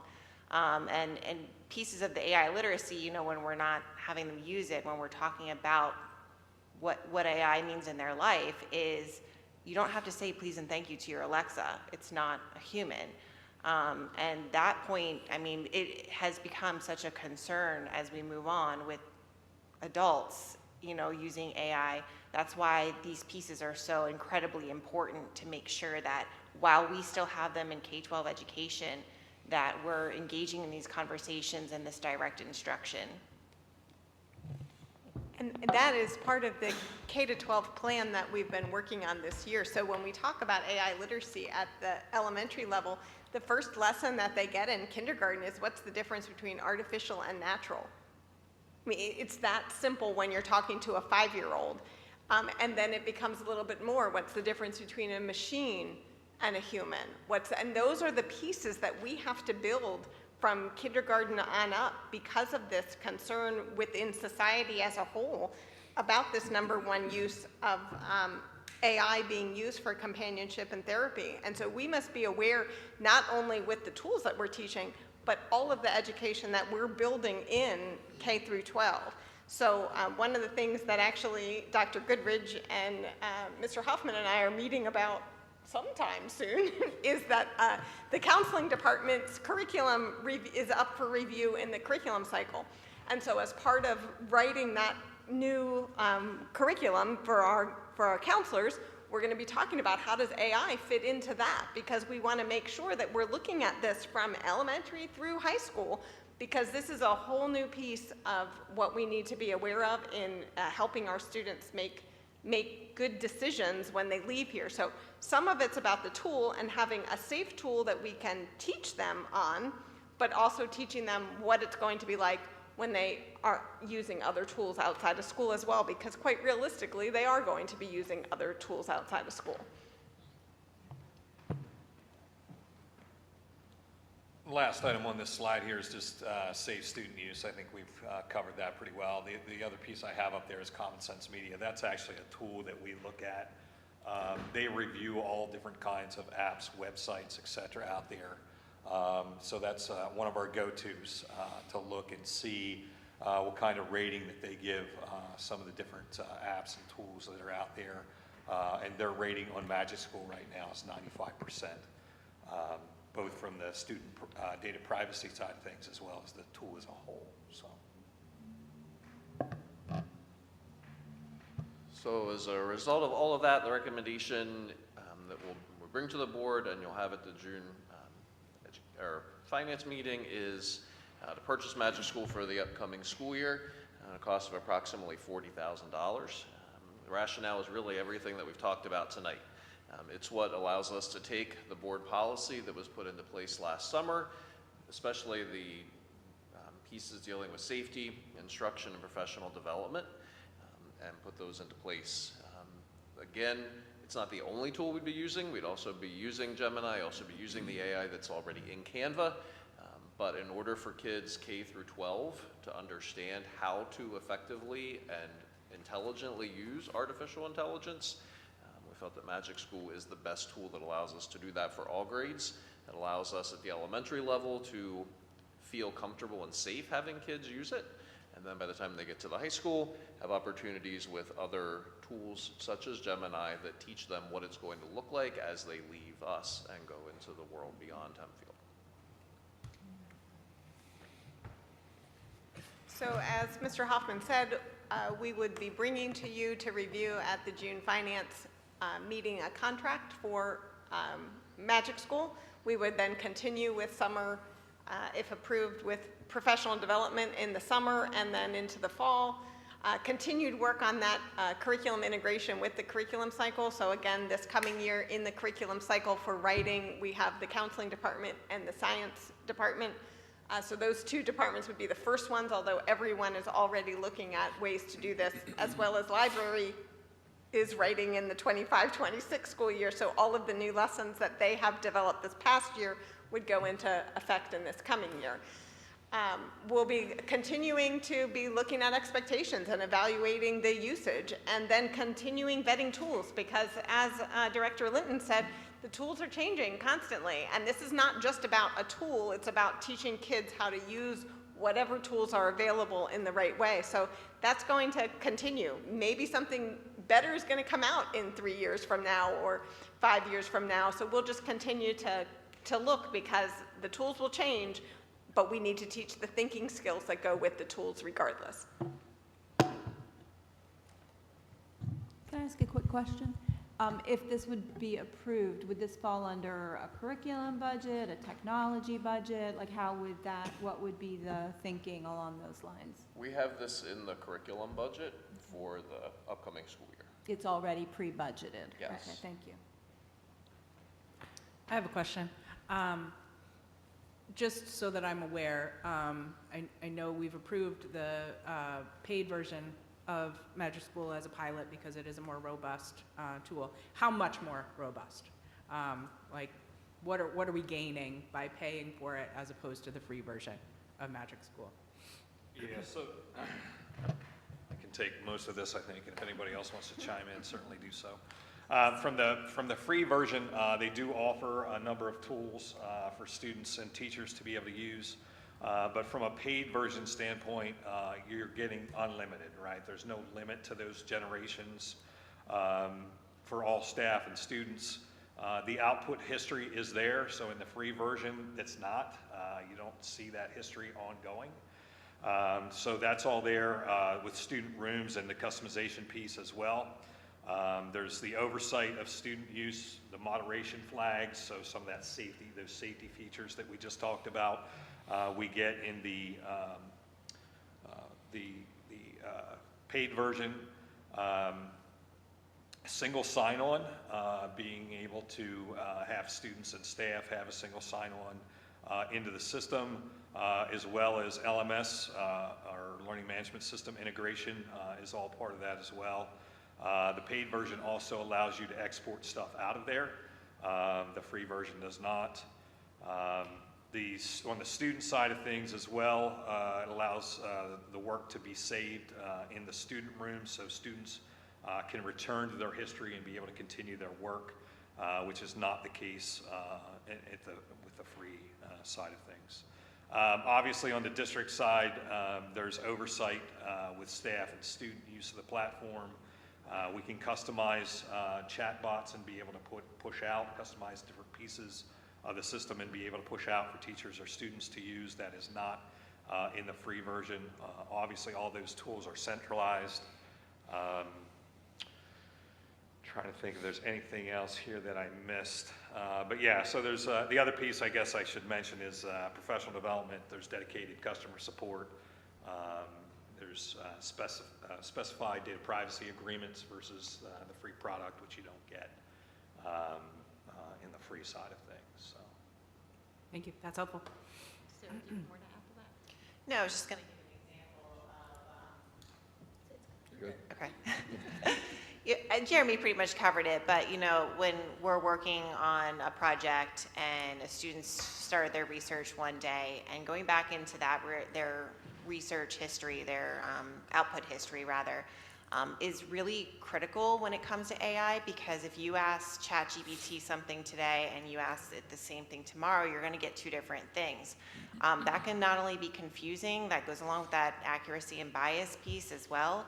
But for the students to be able to go back, now they can always push against it and say, that's not quite what I meant, I want to, you know, but they can see their thought the entire way through. And then also for the teacher to have access to that as well, so that if we ever need to go back and look at their thinking.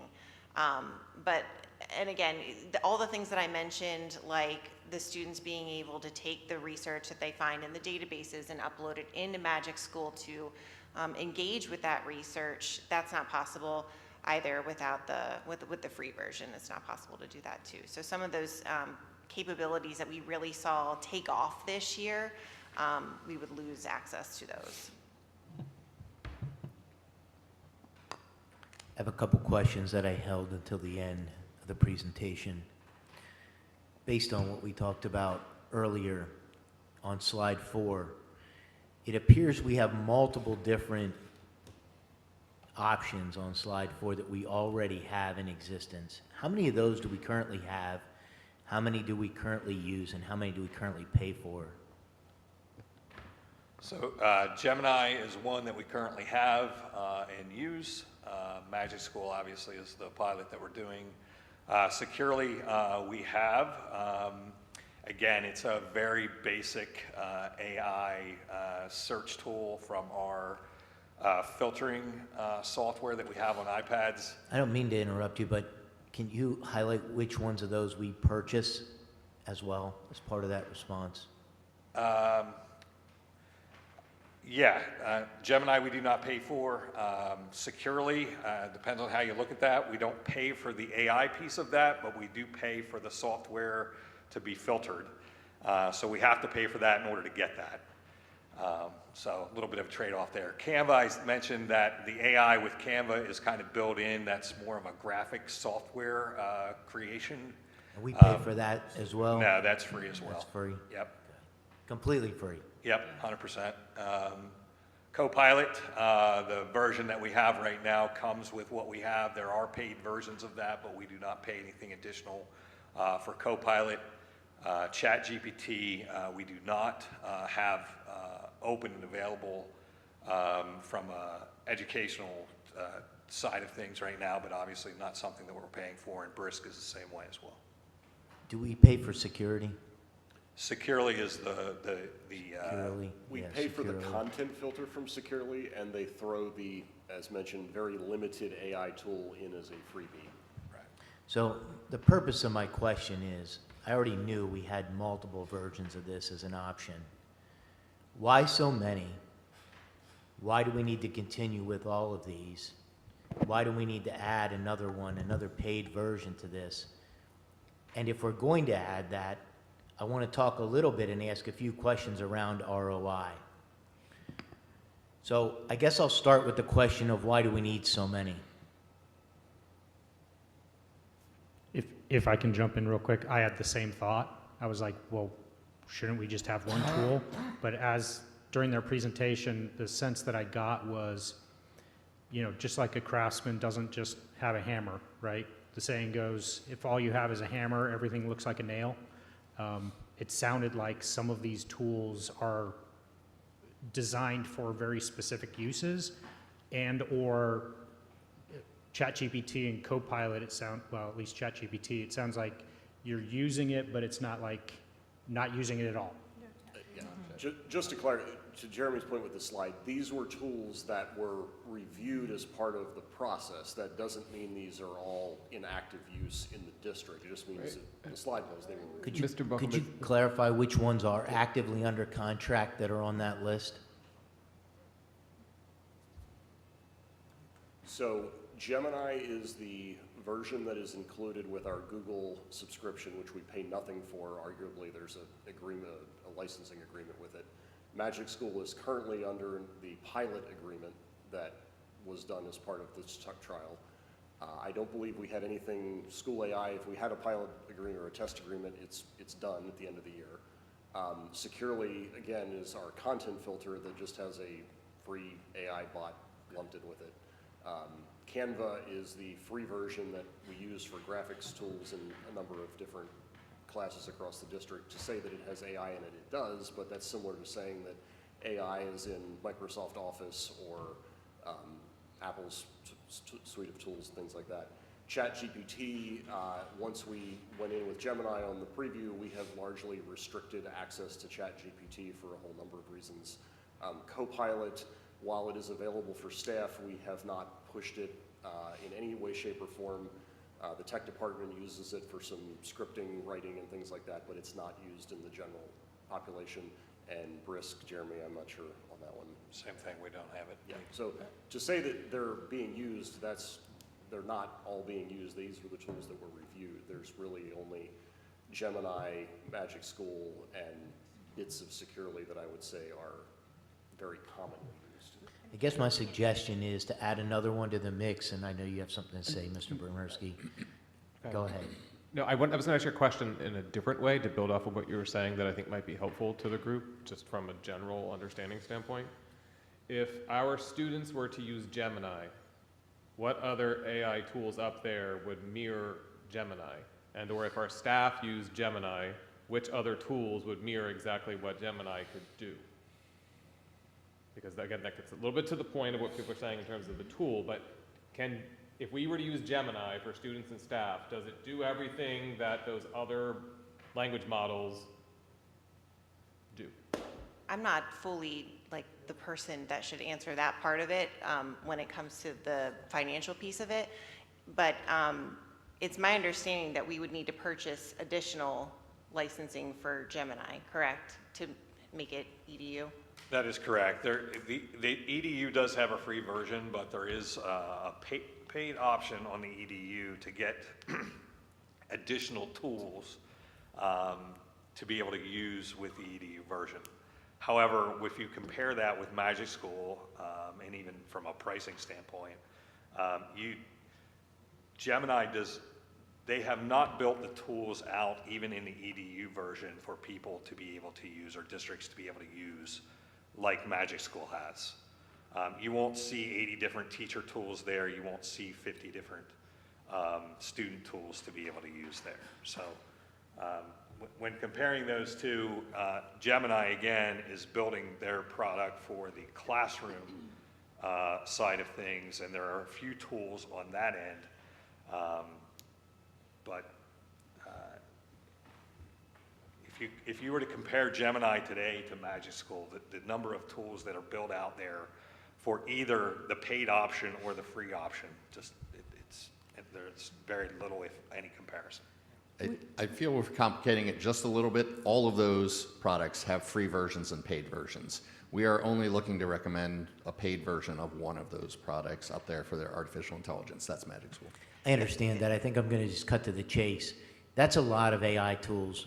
You don't need 3 different versions unless maybe, for example, Canva is focused on a certain area that the other tools don't have. I get that. But we don't need 3 to 4 places for people to go, free version or not. I think that just creates a lot of complication. If we're going to choose Magic School, then I think we need to streamline things. It's been one of the concerns that I've had around having multiple software programs, multiple things.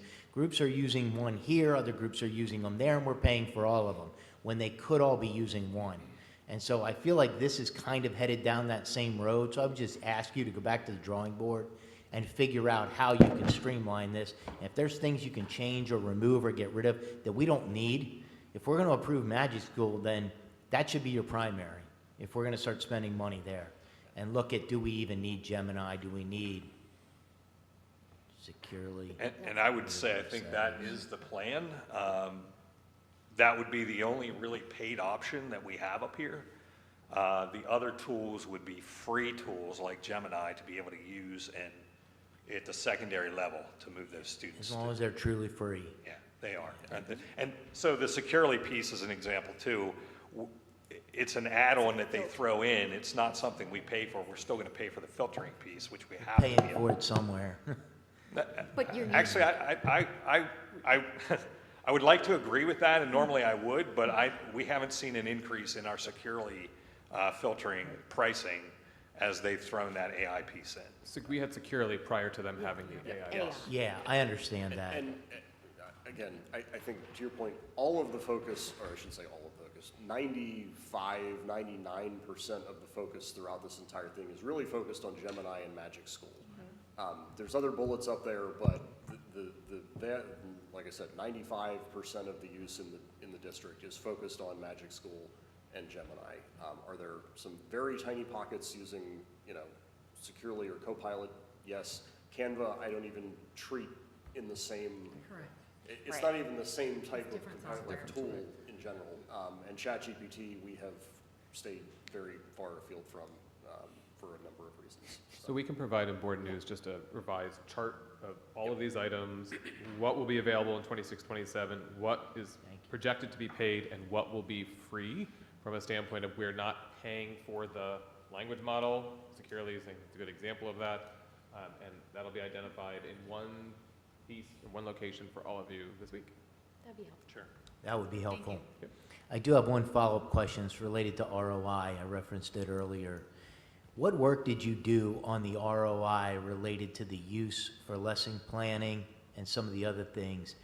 What stats, what information do you have in time savings? So if we're spending $40,000, whatever that number is, it doesn't really matter. My question is, what's your return on investment? True return on investment when it comes to not only adding additional options that are secure for kids, I'm talking about return on investment, because one thing I heard was the teachers are using it, they're using it for lesson planning and planning time.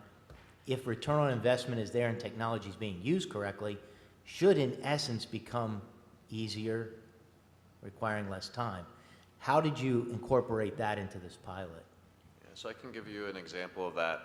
As we were looking at data at February, March data sessions, teachers were identifying areas, particularly in math, where they needed to go back and reteach, reassess some skills where students were not performing where we wanted them to be. So with Magic School, I could ask it to generate 20 questions on factors, multiples, prime, composite numbers for 4th grade that looked like, using the PA standards to generate questions that would look like they were going to see on PSSAs. If I was going to do that, it would take me 2 hours to write them. I entered that. Magic School already has the PA standards. It already knows what level of depth of knowledge those questions are written at for PSSAs, and in 30 seconds, I had 20 questions. That was just one example of me sitting in a data session saying to teachers, you don't need to worry about writing these, here they are. And then they were able to take that and do that with every topic that they needed for that. So in essence, you see time savings with lesson planning that's significant. It can be extremely significant. And Okay, thank you. I would follow up with that on curriculum writing as well. I talked a little bit last time about our use in working on the science curriculum at the secondary level because we did not purchase a package. So we are writing it all from scratch.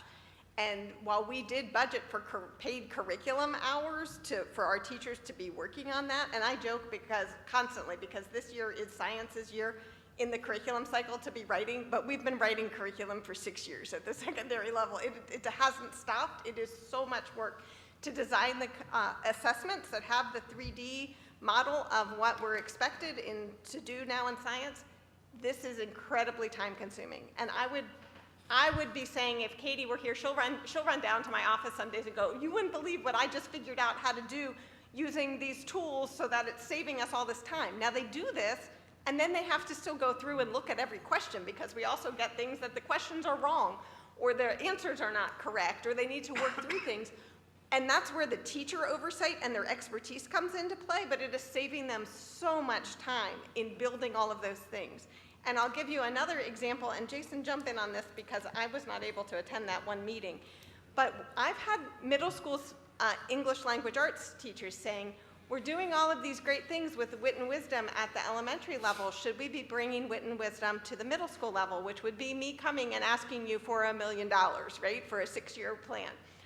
And I am not supporting that, but what we were able to do was take the rubrics from the elementary wit and wisdom writing, put them into Magic School, put in the rubrics that we're using in the middle level and say, how can we adapt what we're using right now in grades 7 and 8 to use the same kind of language so that we're following the same principles into the middle school without adopting a whole new program.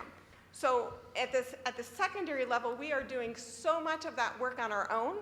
We're not adapting programs that already have teacher-made PowerPoints built into them or that already have the worksheets that go with them. You should see the incredible science books that our teachers are writing to use with this new curriculum.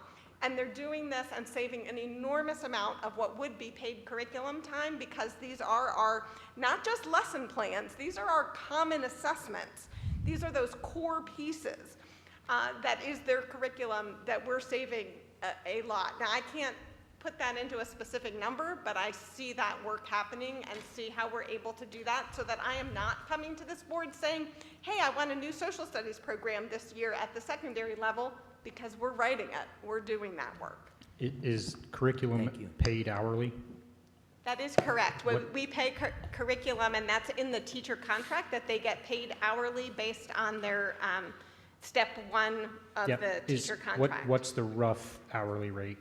Oh, I calculate it every year, and then I add in, Mrs. Hall gives me the percentage of when you add in all the benefits and things, and I think it's like $58 an hour, something, when you add in the extra parts as So, well. I mean, if it's, say 60, right? Nice round number. That's about 700 hours that 700 hours of teacher time that would have to be saved in a year to 100% ROI that. But that's just on the writing time. Like you said, if this is preventing us from having to buy a new program, right? And that's not even factoring in all the other stuff, right? So, I mean, I had the same question as Mr. Wolgemuth.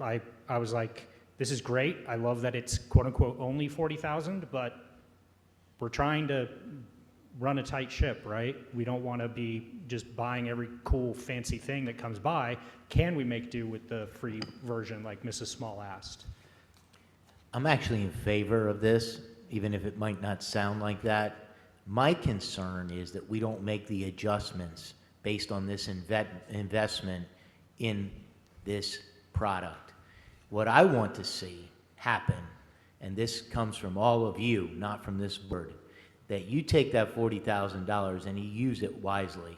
When you use it wisely, you will save time, you will save energy, and then find other ways to use that time more effectively, working smarter, everybody heard it, not harder. And that's where that $40,000 will provide ROI. What I get concerned about, not just here but anywhere, that investment happens, we have more time, that time doesn't get used wisely. That's my concern. I'm fully in support of this. What I'm concerned about is that you guys do the right thing with the time you get back. That's all. So that time piece, you know, those teachers had 2.5 hours of that data session where they could have spent the entire time figuring out how to write a set of 20 questions. Instead, they had time to talk about kids, talk about groupings, talk about and reflect upon practice. So, yeah, I think, like, to your point, we do need to use that time then to make a difference. And what we've seen so far is that that's happening. Don't waste that time and I'll be happy. Okay, we won't. Spend it on our kids and we're happy. Thank you. One other question I have, just as a policy chair.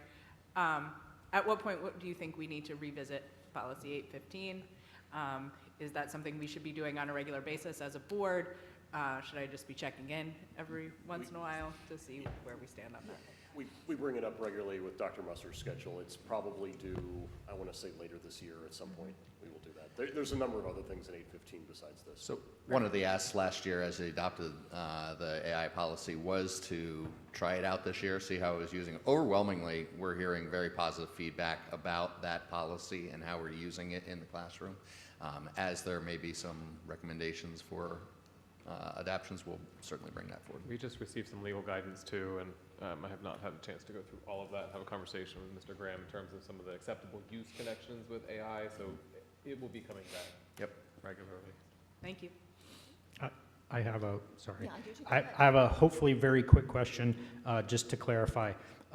So when you're talking about the tools that are within Magic School, not having used that tool or seen it, would that be similar to, like, in ChatGPT, creating a custom GPT, or on other tools, like creating an agent that can, like, is geared towards one specific task? You're good. Oh, yes? Okay. It's, so the biggest difference, and I believe I mentioned this the last time I spoke at a board meeting, is what's the outcome that we want for our students, right? If it's this is how you build a tool, then it would be appropriate to have them go into Gemini and to create a gem, if that's the true purpose of the instruction. If the instruction is how to refine my thesis and find the best evidence to support my work, then the time is better spent for them to use the tool that has been built on the back end by the teacher, rather than, okay, to get to the point where you can have this tool refine your thesis, you have to do X, Y, and Z. It's actually a waste of time in that effect. Yeah, and that's kind of what I was getting to is, you know, Gemini, if I'm not mistaken, doesn't have those. So if we Correct. wanted an equivalent, someone in the district would have to build those tools to then be able to deploy to everyone in the district. And I guess just to clarify, the tools, again, are just, they help focus the AI to a specific task, correct? Versus just going in and saying, like creating a new chat and saying, hey, I blah, blah, blah, right? And then you don't necessarily know what you're getting. You may get some good, you may get some bad, you may have to guide it down the path that you need. So to your point, it's, instead of having to learn how to do that, those are already built in. Right. And Magic School is assuming if you're using it, you're a teacher or a student. So when you're posing those questions, when you're posing tasks, it's generating educationally relevant and related content without you needing to continue to revise and ask for new. As the boots on the ground kind of representative in this scenario, if I could put it quite simply, you know, after looking at this policy all year and seeing how do we implement this, how do we make the policy come to life, how do we put the policy in practice, Magic School is the tool that allows that to happen. So again, as the instructor, when I looked at the policy, how are we going to be able to accomplish this? And looking at the tools all year, that was the clear answer on how we can put that policy into practice. My question is much more lowball. I understood almost everything that was up there, so kudos to me. I did understand most of it. I'm on board. I just have one question that I don't understand. When you refer to hallucinations, can you just define what that means for me? Because I'm making guesses in my mind what it means, but I want to be accurate in what I'm assuming. It's just the inaccurate information that's out there. Oh, okay. Yep. All right, thank you. Abraham Lincoln invented the internet. Yeah, it's basically making up an answer for you that's not really Right. correct. Part of the AI literacy that we teach to students is, what does an AI model do? And it goes through 3 steps. First, it's trained on a data set. So where's the information coming from? Then it does its processing. They call it the black box. And all it does is it looks for patterns. So the output that comes out is truly just a prediction. Yeah. So it looks, if this, then this, if this, then this. And that's very, all in simple terms.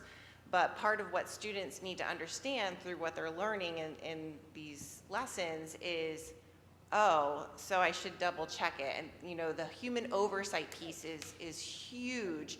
And that 80-20, yes, it'll do 80% of the work relatively quickly and relatively well, but it requires that full 20% of the expert. If the expert is the student at the time, that's their job to do with their AI output.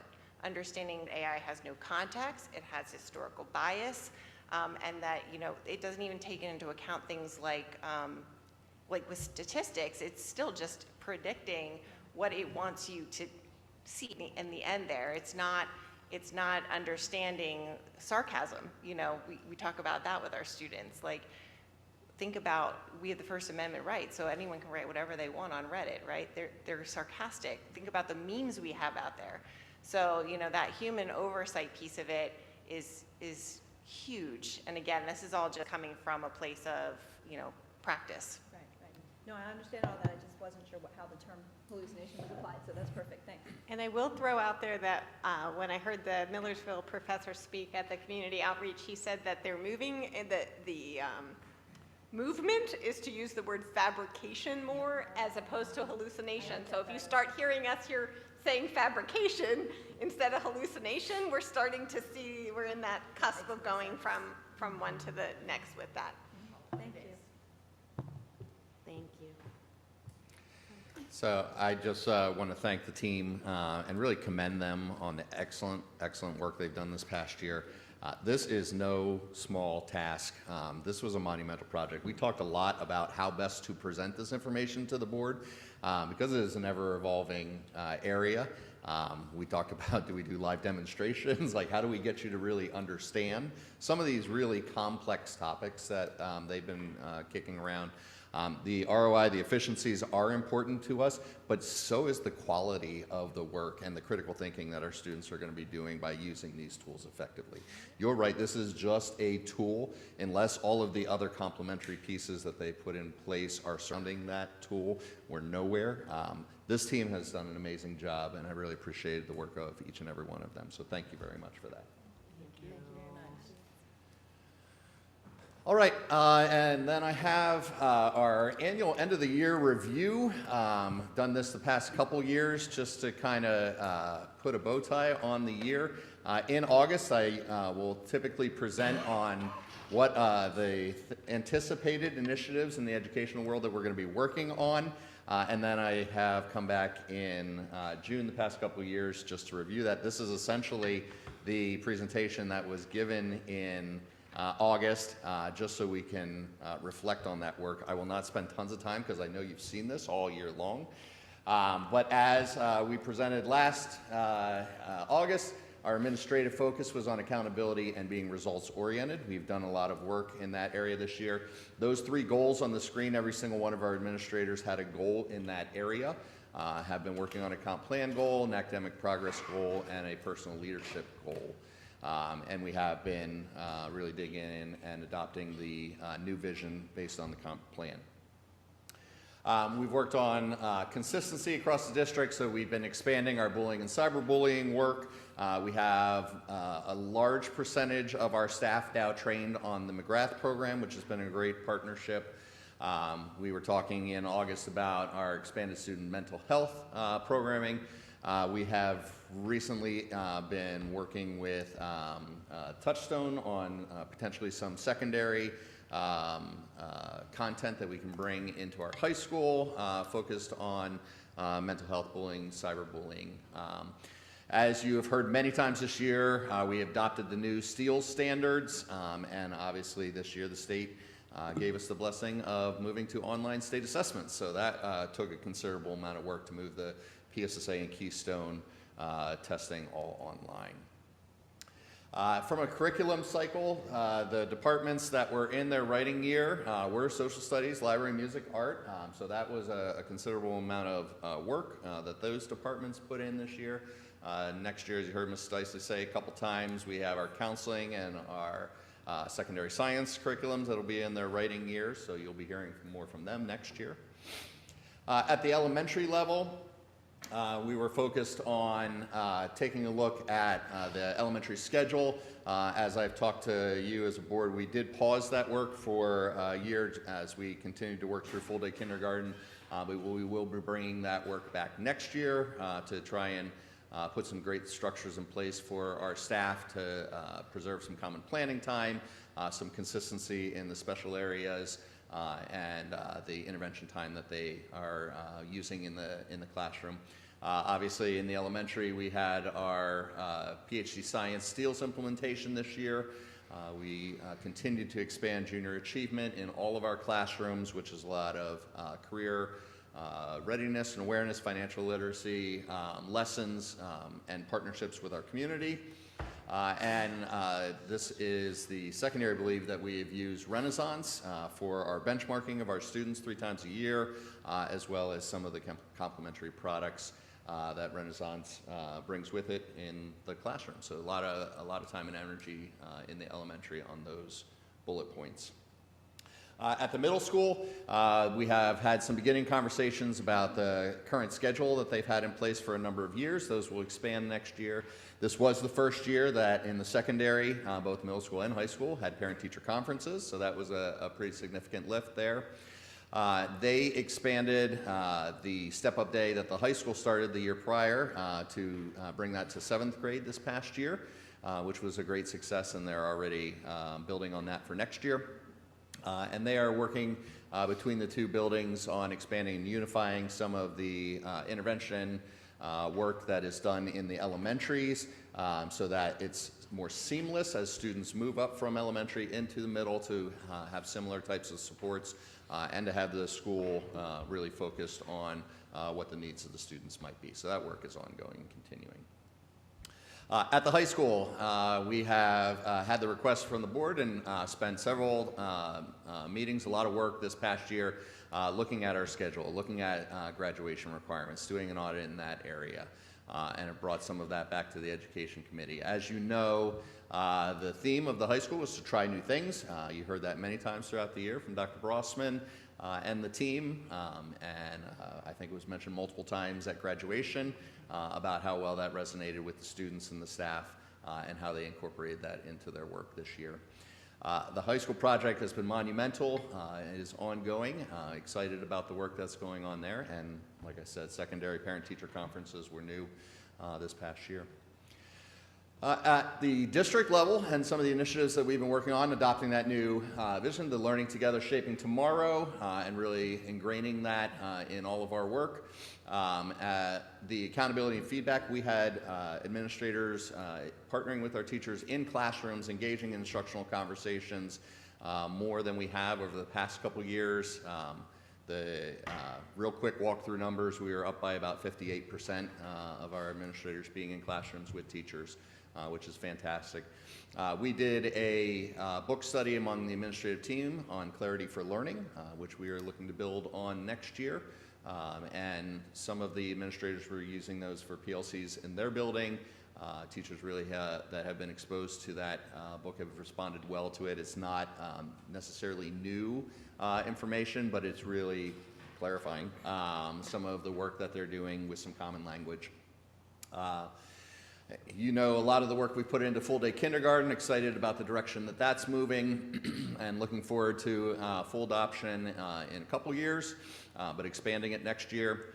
We are in year 2 of 3 of our professional learning plan, just completed it, and we'll have 1 more year. So we will start next year building our following 3-year plan, have some exciting work that we are already starting on there. As was highlighted this evening, we've been talking a lot about artificial intelligence across the district after adopting a policy last year, and spent a lot of work reviewing data warehouses, and excited to that Linkit was adopted this evening, and that we'll be able to start training staff on that for use next year as well. So really, if you look at those bullets, those were all the things in August I told you we were going to talk about. I hope and think that you probably heard and saw a lot of those throughout the work this year. We will be coming back in August with a fresh set of bullets and recommendations for what 26 and 27 will bring. Thank you very much. Excited about data warehousing. Yeah. Great. Thank you so much. And any questions, comments? Okay, moving on. All right, that brings us to the policy portion of our meeting. And we are going to begin tonight with Policy 109, School Library Materials, and I'm going to turn that over to Mr. Bremerski. Can I make a suggestion? Yep. And it doesn't matter if you don't want to go this direction, but the other policies seem to have very de minimis changes. My thought is if we cover those first, and then obviously the bulk of the time is going to be spent on I was going to ask the same thing. Yeah, that's fine with me. So Dr. Goodridge is here to be able to answer any questions regarding those policies, so please feel free to come up to the table if you wish, Dr. Goodridge. Those policies are listed on the agenda. All of those policies pertain to special education student services. We can certainly go through each one, but most either have no changes or we're simply changing a title from Director of Special Ed to Director of Student Services, et cetera. I would suggest that, I think I looked through that's for change. Are there anything where there's anything substantive in any of them? No. So if no one has questions, then. Purely semantics, title changes. Does anyone have any other questions about those remaining policies? I know we were largely looking at these to update our dates, make sure that we have reviewed these policies and that they're working for us in the way that we want to. So, hearing no others, we can move those forward to first reading. Thanks, Brandon. Thank you so much, Dr. Goodwin. We appreciate it. That was amazing. Well done. Well done. We'll have to let Dr. Musser know how quickly you were able to go through all those policies. Okay. All right, so Policy 109, before we go through the policy changes and discussion regarding this policy, I think it's important to know that whenever there's challenges with the policy updates, legal opinions, implications with any type of our approved policy, it's important for us to be able to bring it back with some recommendations, but ultimately it is up to the board to decide because you set policy. Our job administratively is to take that policy and then figure out a way to implement it. And so over the last 3 years, we've worked with Policy 109. We spent a lot of time working with this policy. Questions have come up over the years. Some concerns have come up over the years. As we've been reviewing information regarding this policy, also with some, as we've been tracking and reading through and following some court cases across the country in different federal circuits with regards to cases surrounding this topic of library materials on a broader scale, not just with schools. I thought it was important to come back to be able to walk through some of these recommended changes and talk through them, but my ask is allow me to go through all of the recommendations before we start going section by section. I'm going to try and do it from easiest to potentially where I think the most conversation is going to come. So if we could do that, Mr. Graham, if you could pull that up, I will walk through. So the first part in the purpose, you see that it's crossed out. It's simply crossed out because it's duplicative. It's also in the guidelines section. It can stay there, that's fine. I just didn't think it needed to be in both areas. So that's going to be up to the board. When we go down to definitions, the first one there with the materials, comma, and instructional materials, adding the comma and adding the S to materials, that's just correcting the policy as it was to fix things grammatically. The next section, the age and grade appropriate, while it says shall mean, You can leave it that way as a definition. However, if you take that away and just have materials would be suitable, that becomes more of a guideline, in my opinion, and I think it's more appropriate there.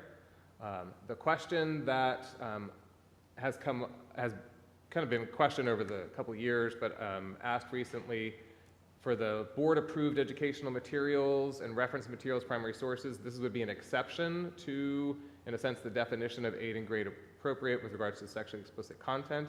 The question being for the board, do you still feel the need to have an exception, given that the whole purpose of the policy in terms of this particular piece was not to have sexually explicit content? So I know there's some question at times in terms of potential higher level research or materials, whether it's a health curriculum or not, but I don't believe they would reach the threshold of sexually explicit. But that, again, that's a discussion for the board. We just cleaned up the language, so what's underneath coming behind that in red is just, again, cleaning up language. If we can scroll down, please, to delegated responsibility. In this particular piece, cleaning up just the language in terms of ensuring that professionally trained certificated staff follow the district's procurement process to obtain the selected materials. This is an important piece because currently where it says Superintendent Disney has the final approval, that final approval rests with Mrs. Hall as she approves every purchase requisition for the district, and her purpose of approving that is simply ensuring the proper procurement process. So I wanted to clean up that language to clarify that particular piece.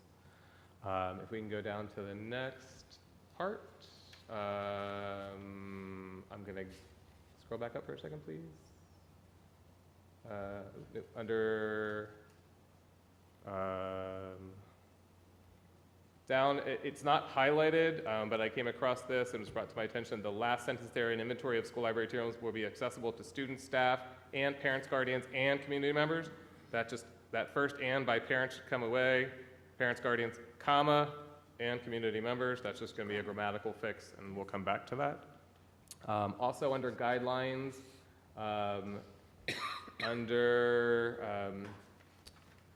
the superintendent designee will annually provide notice to parents or guardians. Nope, scroll down right where you were, underneath that red cross out. If this came up after this was posted, but we don't necessarily annually provide, we annually post. So I just want to provide clarity to that word in terms of how parents can access the information or limit their child's ability to view certain information. Going down to maintenance here. It says administration coordination with staff is directed to adopt, trying to be consistent with our other language. Superintendent designee shall be responsible for ensuring that we have specific procedures, just cleaning that language up to really address the day-to-day of what really happens. And then scroll down, please. And same thing there. Ensure we have the specific procedures for the maintenance and collection. Again, just cleans up the language to go through where we are. So if you could go back up, because this is where I believe we're going to be engaged in most of the discussion, a little bit right there, sexually explicit content. So I just have a technical. Sure. edit. The should not be capitalized, and Miller should be italicized. Okay. Yeah, that's just a very technical. Thank you. We will correct that. So in this particular piece, I want to go through several pieces here. So looking at this definition, I am, after reviewing this with others, proposing that we delete this definition and replace it with meets lowercase t, the italicized Miller, and then test. The Miller test is a three-pronged legal standard established by the U.S. Supreme Court in Miller versus California, 1973. There should be a period at the end of that. And you can actually, as a board, if you wish, go further and include at the end of that as adopted for minors under Pennsylvania statutory law, if you wish to go there, and I'll explain why you can choose to go there in just a little bit. But the current language that we have, while drafted with the intention and the goal of protecting our students, maintaining it exposes us to some vulnerability.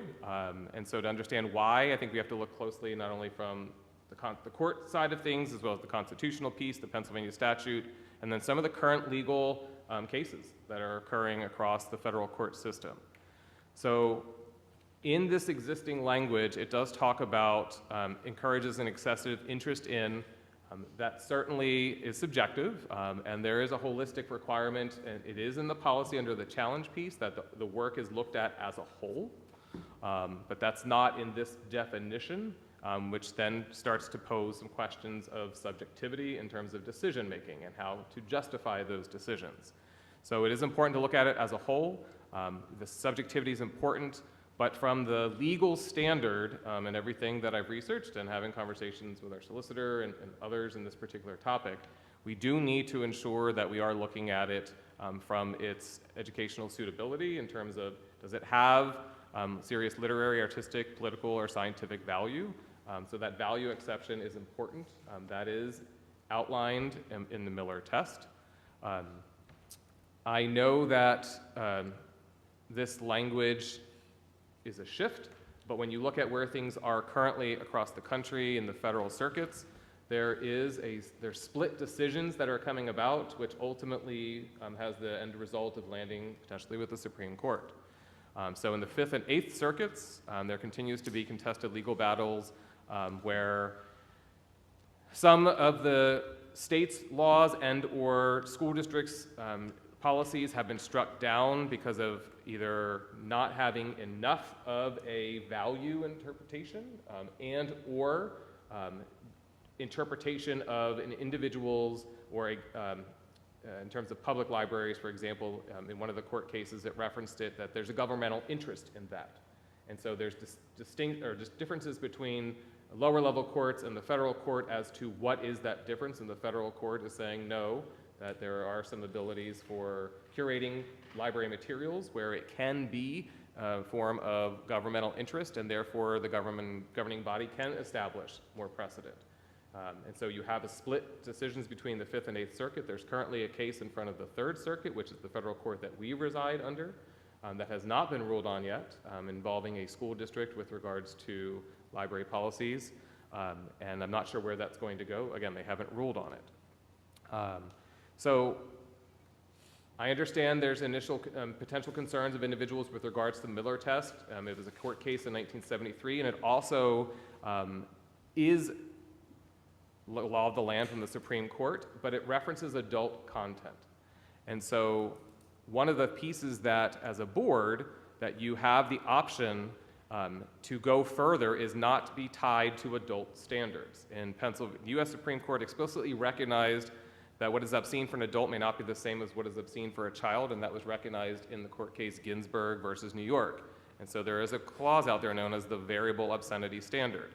And Pennsylvania has explicitly codified this standard into law, 18 PACS section 5903, where it does criminalize the dissemination of this if it's harmful to minors. And so in Pennsylvania, we have the ability to, in a sense, create a minor Miller test. Now, minor not meaning small or low value, minor based on age. So minors, anyone under 18 years of age. And those three prongs then, when looking at the Miller test, where you have a minor prurient interest, where you have the average person applying contemporary community standards would find the subject matter taken as a whole appeals to the prurient, shameful, or morbid interest of minors. You have that minor piece. The second prong is that it's offensive, and so whether the work depicts or describes is patently offensive in a way, sexual conduct specified in the statute according to prevailing standards, in the adults in the community as a whole with respect to what's suitable for minors. And then the third prong is the value exception. Does the work taken as a whole lack serious literary, artistic, political, educational, or scientific value for minors? So you don't necessarily have to be tied to the adult standard of the Miller test. You can apply the minor provision under Pennsylvania code. So in a sense, you can set, in a sense, a floor and a ceiling of this, where you have the minor Miller test, and then the ceiling would be the educational suitability. So if the board wishes, we could go further in this area to define and more codify into the policy what would be more appropriate. So those are very quick summaries, but the first edits that I went through I feel are very simple, do not impact the policy whatsoever. I think this particular change in the definition, I think gets to the same approach, just differently. It's different words. It allows us to reference something in a more legally defensible position as a district, should we be in that position to have to go there. The other piece that I do want to draw your attention to in this policy, and Mr. Graham, if you can go down to the challenge section, right there. Oop. We have a very detailed, objective challenge process. So if there is an existing piece of text in any of our libraries that a parent has significant or guardian has significant concerns about, they have the ability to challenge that legally and can work through that process. We have revised those procedures. So when we did this policy 3 years ago, in terms of the committee, who leads it, what they're required to produce, with the process, timelines. While we had those pieces before, we elevated it, we made it more procedural and more restrictive in terms of what has to occur, what members of the committee are responsible to do. That is all outlined, and we have that ready to go should it ever come to fruition. It has not to this point, but we do have that in place. There is the question of if something is purchased and inadvertently someone didn't realize it. I will tell you, over the last 3 years, there have been books that have been reviewed where a publisher would say that there's potentially sexual content in that book, only to find after multiple people have read it, there is nothing in there. There could have been a scene where there was maybe an inference made, or maybe a broader generalization about something where someone could interpret it to go down a path. But as multiple people read it, it didn't hit any. People actually said there's nothing here. And so we're spending a lot of time, administrators, reading, reviewing, trying to determine. And so if we had those standards in place, I think it would allow us to move through things in a more efficient manner. And we have the ability, and it's there, and it should be publicized, that people have the ability to do it, should they wish. The only expectation on a challenge material is that the person who is challenging it does need to put their name on the form, and they do need to articulate what the concerns are. That allows the committee then to review the material in relation to the concerns, in relation to the policy, to determine where to go with that. So that was a shift that was made. So those are the proposed changes that I'm making, and if someone is more interested in the 5th and 8th Circuit court cases, I'm happy to go into more depth on that. I don't think it's warranted for this evening, so I'm happy to follow up with you at another time. But I wanted to just bring this for the board's consideration. There's a couple pieces that I'm going to need some direction from you on if we're able to make some of these changes. The definition, I think, is going to probably spark the most conversation, but I wanted to just bring it here for a discussion. Should there be enough or an interest to do that with regards to the policy? Thank you. I'd just like to start with if folks have overall thoughts, comments, and then maybe specific questions could be directed to Mr. Bomerski that he can answer and get back to you. And then we could revisit In this. full transparency with this policy, Mrs. Small, I want the questions to be public. I want the discussion to be public, not private. It's fine. It was more if you have a specific question that could be answered. Yeah. I offered that earlier. I'm sorry, who's? Go That's ahead. fine. Mr. King. Thank you. No, I mean, I think the proposed changes, I think, are fine. I don't think they fundamentally change anything. Frankly, I don't think that the changes that were made 3 years ago changed anything. I think we are squarely in the world of semantics right now. I think as long as we are maintaining academic freedom and making sure that our students have access to a range of materials to facilitate intellectual inquiry and making sure they have a range of text that they can read for their enjoyment and to cultivate a love of learning, I think we're sort of very much in the realm of semantics right now. I think the Miller test does a good job of describing what we're trying to do. I recognize that there is concern with the word adult in there, and perhaps the Pennsylvania statute makes more sense, but I feel like we're very close to where we want to be, striking a balance between keeping out pornography and obscenity, which clearly we all want to do, and not constraining academic freedom. Thank you. Go ahead. Yeah. I'm going to be over. So just well, two questions for Mr. Bomerski. One, would you say that at least one of the reasons you brought this before us and the changes made is to help give your team more clarity in the gray areas? Yes. Okay. And then secondly, what is the process then for new purchases? So Mrs. DiMaria submits purchases, I want to buy these books. What's the process? So existing or under what would be proposed? Existing and proposed. So she would need to go through the books that are being recommended, and if there's anything that potentially could have sexual content, then that gets additional reviews by multiple administrators to determine does it meet the language of the policy. Moving forward, we would set the expectation and clarity within the admin guidelines, and they would be able to go through that process in terms of the book selection, and if we have issues or concerns, then we address them right there on the spot, and or they're challenged. Okay, so we would be able to potentially reduce the number of hours that are spent reading the books that probably don't have anything in it or have something that does not reach the threshold. But we'd be able to be very clear with our librarians to say this is the expectation. They know the books, they're reading the reviews, they're able to ensure that they're meeting those standards, because right now, when it gets to my team and they're reviewing it, having multiple people review it and does it, and we keep hearing no, no, no, no. And so I think they understand the expectation of what has been communicated. And so I'm trying to, A, reduce some time. Now, we will invest the time if it's needed, but I need more than subjective information. I want to be able to work through very specifically. And I think we all understand, to Mr. Keener's point, it's not pornography. We're not looking to purchase really explicit, excessive, content, interest in sexual natures, where when you look at a book and if you mark it up with Post-it notes or stickies and you see that all the way through the book, that's not appropriate. And the graphic nature as well.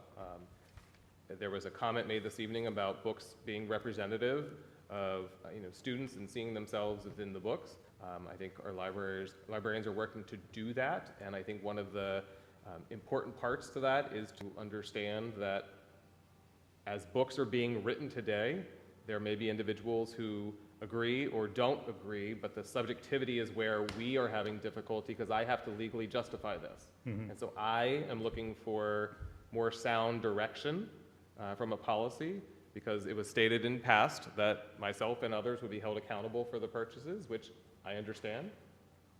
But I don't want to have to sit here subjectively saying yay or nay. I'd like some concrete specificity and allow our individuals to follow through and say this meets it or this doesn't. So would you say it's partially returning trust to our professional staff as well as giving them much clearer guidelines so that we know that they're following it, but we still have the challenge piece in case community members are concerned about something? Having all the safeguards in place, yes. I think one change that I'm glad about this new definition is that it does restore the three prongs. And so that there's not the likelihood that a book could be held up largely by one paragraph, for example, that we're looking at the book as a whole, or returning that. Even though it was in the challenge process, I think it's better to have it a little further. It was up in one part, but not the other. Correct. And I need it in Correct. all parts to be clear. Yes. So that if we have a concern and we come back and say no to something, I have something that's more justifiable in that, as opposed to what I currently have. I've had questions in the current definition does the current definition talks about excessive interest in sexual matters. So what is excessive? Well, to me, excessive is when you see it pervasively through the book or through the text or what's purchased, and or graphically describes or illustrates sexual behaviors or acts of any kind. Well, what are those sexual behaviors or acts? It's not there, so now it becomes more subjective as to what is that? Case in point, we were asked at one point, does that involve kissing? If it talks about kissing between two characters, is that a sexual act? Some can say yes.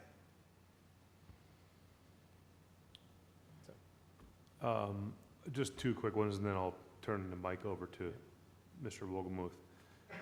So you just outlined a couple of reasons why, and what prompted you to make a change here, and anything else? Any other reasons? And if so, what were they? Yeah, I mean, one, I'm looking, I don't have the numbers, Dr. Muster's not here. I think there was 2 books, one ended up not being purchased and one didn't get purchased at all. Everything else has been purchased. I think that's the number. I think it's 2 in 3 years. But again, they're recommending books that sometimes we don't have them until we get them and then see them. And then there is a thought of, and we wrote this into the guidelines, but there's a debate on this. If we purchase the book and it's there for review, is it on the shelf or not? And how do you go back and forth with that once it's purchased? And if it's not, then do you challenge it? And so there's some ambiguity around where to go with that, and sometimes then I have to make decisions, and I want to be able to make sound, responsible decisions where I have a policy that backs me up in making that, so it's not just me or my team members saying yay or nay, it's we can pinpoint it specifically and say yes, yes, yes, or no, no, no. And I think that's only fair if we're to be held accountable to that we have the ability for more explicitness within the policy to relay that then to others. Yeah, I understand, and I can appreciate that. I guess for me... I'm sorry. Go ahead. No, go for it. The other part was the amount of time that people are spending reading the text, because it went through multiple levels. And I am, in full disclosure, I'm not going to ask individuals to stop if they need to be in a classroom or stop what they're doing to read a text. And those reading the text often got pushed aside, and so it wasn't always the top of the priority.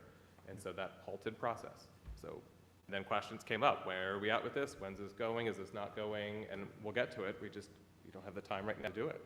Yeah. And it's also, our jobs are 24/7, so I also want to be mindful that if we're reading things, I don't want my team always having to do that off hours and taking away from their family time. But we like reading. Understood. Yeah, I appreciate the answer. I appreciate the thought. I don't know. I'll just, if we're talking about objectivity versus subjectivity, I'm not sure that the Miller test does anything to help that. Right? I mean, the third prong, whether the work taken as a whole lacks serious literary, artistic, political, or scientific value. Okay, that's very subjective. That's about as subjective as it probably gets. Or the first prong, whether the average person applying contemporary community standards. Someone tell me what the average person is in the community and what is the standard. To me, if this is what helps the administration, helps you, I'm questioning why we're even talking about it, to be quite honest with you. I know that you've just outlined a couple different things. It's going to take me a while to wrap my head around the reasons behind this, even though you've already articulated them. Mm-hmm. To me, all it does is add subjectivity to something that's already a subjective. And I'm not saying additional discussion isn't needed in terms of what does this mean, but at the end of the day, having something that's legal or at least settled case law to revert back to when a decision is made, whether it's in favor or not in favor, depending on people's views, is easily defensible compared to something that is not, because it's missing components of those prongs. To what extent did you talk to our solicitor about this topic, and what was their feedback? Their feedback was to make it as clear as possible and as legally defensible as possible, and the current standard in Pennsylvania and across the country is the Miller test, but you can attribute the minor provision with that, but you can also engage in additional discussion to provide that clarity through the admin regs. So if I had an argument to bring in a court, yep, all I've got to do is just basically prove that I'm not an average person. Someone define that for me. Can anyone at this table or in this room or anywhere in the community define that for me? I'm not trying to throw nails in the road. I'm just calling something out that I'm curious as to why we're even talking. I'm not the attorney, so I can find out. But yeah. I mean, Mr. Wagner, I can perhaps help with that. When you're talking about the average person, it's another way of saying the reasonable person standard, and the reasonable person standard underlies many legal principles in both the criminal and civil space. The average person would not be someone who deals in child pornography, okay? They would not be the average person. The average person would probably not be a member of a fundamentalist religious sect that believes in strict separation of the sexes at all times. times, okay? It would be those who might reasonably be expected to make up a jury of your peers, a cross-section of the community. That's what the test refers to when it talks about the average person. Think of it as saying a reasonable person in your community. I appreciate that, Mr. Keener, and I get it. I understand it. Yeah. And I see what you're saying.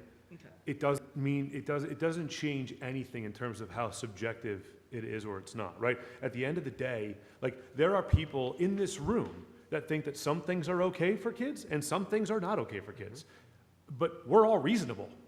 I would make that argument that we are all reasonable at this table. But yet we have very distinct boundary lines between what we see as appropriate and what we don't. So now, with that in mind, define reasonable. That's my point. And that's why I'm... And that's the challenge with the policy as it is today, is because it gets back to individuals' preferences or opinions, and the policy as it's written does not meet, in a sense, a legal standard. And so you have to have something that's legally defensible, and as I've been reading through court cases and the decisions about why districts either lost and or prevailed, it's because they were able to articulate through a process, having a very clear process, particularly around a challenge process, which we have. But you want books to actually go through that process where you have a variety of people who are reading, reviewing, because it's made up of a cross-section of individuals, not one person or two or three people, in a sense, making that decision. I will say, we are not seeing over and over and over books being recommended for purchasing that have that pervasiveness or the excessiveness content. Yeah, the last thing I'll say, and then I'll stop, because it is what it is, and I mean, whatever makes the most sense, I'm fine with. But what's weird to me is I feel like this is like a night of contradiction. We just sat through discussion around restrictions around AI, and how we want to restrict things for kids and what they have access to online, regardless of them being able to access it at home or outside the school district, right? However, when it's written material, it seems that the restriction is much looser, right? It's almost like in some cases it's lifted, depending on what's reasonable or what's not, right? That's weird to me. To me, that's a contradiction. Like that is the definition of contradiction to me. On one hand, we're restricting something, and I get the distinction between online and written material. I get it. I sat here. I mean, I've read through it. I've looked it up nine different times. I get it. So anyone that's going to be like, well, the distinction's different because of I get it. It still does not change the fact that we are allowing access in one way and restricting it in another. The end. Pick one. I think we need to go back to the idea. I mean, I don't think this is we are restricting. I mean, we are allowing every book in the universe to enter our library. There will still be a curation process by our professionals who are going to use the tools that they have at their disposal in order to make these selections and recommendations for purchase based on the tools that they have at their disposal, which are, journals that recommend, what are good. So it is not as if we are now opening the floodgates to every book that's been published this year. Yeah. So I think that, in effect, is the restrictive. It's the same guide or guardrails that the AI has, right? It's not just open forum. It's here's a professional. I suggested that it was, right? I don't think I ever suggested that. Hey, let's let them all in. Like, Well, no, did I'm just saying, like, that's the restriction piece that happens in the library as opposed to the filters that we put in place on AI, the internet, whatever. So I think there's. That's just I think the argument can go round and round in circles. Sure. I mean, as much as what the average person is. Like, this whole discussion is more subjective than anything I've ever, I mean, you know what I mean? Like, I think whether it's AI, whether it's books, whether it's social media, fill in the blank, it is going to come back to there are going to be differences with individuals' comfort level with how much and to what extent. And I think that's where the challenges come into play with any of the policies, unless it's a very clear this, then this. Everything I'm hearing and talking with attorneys and reading through things, they expect this particular topic to hit the Supreme Court, and at some point the Supreme Court will need to go back and rule on that, whether they choose to take it up or not. And if they do, and if our policy is aligned to the current law of the Supreme Court, and that's adjusted, then our policy needs to be adjusted to reflect that. Yeah, But currently, our policy is not aligned in that respect. In the last 2 years, since this policy was originally written, approved, and passed, and published, how many instances have we had to deal with as it relates to printed material in schools? What do you mean in terms of? In terms of like actually being able to actually go back to this policy and I don't have the number off the top of my head. I'll get that. I mean, In terms of the number of books that we've Yeah, had to work through, ballpark. Kathy, 25, 30?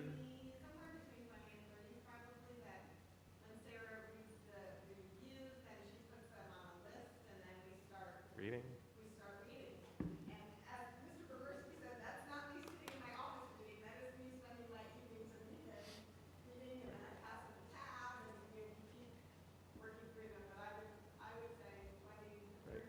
And that's not from a standpoint of, that's based on reviews where a publisher has identified the potential for sexual content. Which is probably We don't them know being, the them extent being of it. conservative, right? Like they're hedging their bets. They don't want to get sued because something, so they're going to say, oh yeah, it's got that in there. And that was part of the challenge with the policy, in that the way it was written, when you look at the definition, where it pertains to excessive interest in sexual matters and graphically describes or illustrates sexual behaviors or acts of any kind. If I or my team are going to be held personally responsible, unless we read those books, we don't know, because the publisher is not going to tell you to what extent is it excessive or graphically describing. So, I do think it's important to remind everyone that the reason we came up with that language that Mr. Mirsky just cited was it paraphrases the Miller test. it was. Okay, there was a debate, and some of us remember we wanted to include the word period in it, and that word was. That was you. Well, You did, yeah. right, but so we just paraphrased, okay? Because period's in the Miller test. So we paraphrase period into what Mr. Bomirski just said. Now we're circling back to going back to the source. Again, this entire discussion is semantics. It was semantics 3 years ago. Nothing really changed as a result of it. If things did change, it was because lower level administrators weren't strictly following board policy, and now we're having an even more semantic discussion that wants to take us right back to where we were. So, Mr. Keener, that's not accurate. It was that we were going to be held responsible. And so in order. The board never said that, Mr. Bomirski. They did. The board as a whole never said that. The Fair policy statement. said Okay. that. Fair statement. Thank you. But it was said publicly, and yes, it was not the board as a whole, but it was said That was my publicly, and no one contradicted those remarks. I have a question, I think, for you, Mr. Bomirski. To your point that you just made, Mr. Keener, about, is this semantics, right? Is that what this whole thing is built upon? And I guess my question is, was the intent 3 years ago, when this policy was last reviewed, revised, has the intent of the policy as it is now, is the impact different from the intent, right? Like, so you can have the intention of whatever, the board at the time had the discussion around the language changes that were made and the why behind that, and, making the changes accordingly. But then there's an impact, obviously, when you make changes to a policy. So I'm asking, has the impact of those changes been, it sounds like burdensome in ways that are also leaving us open to being vulnerable in legal situations potentially?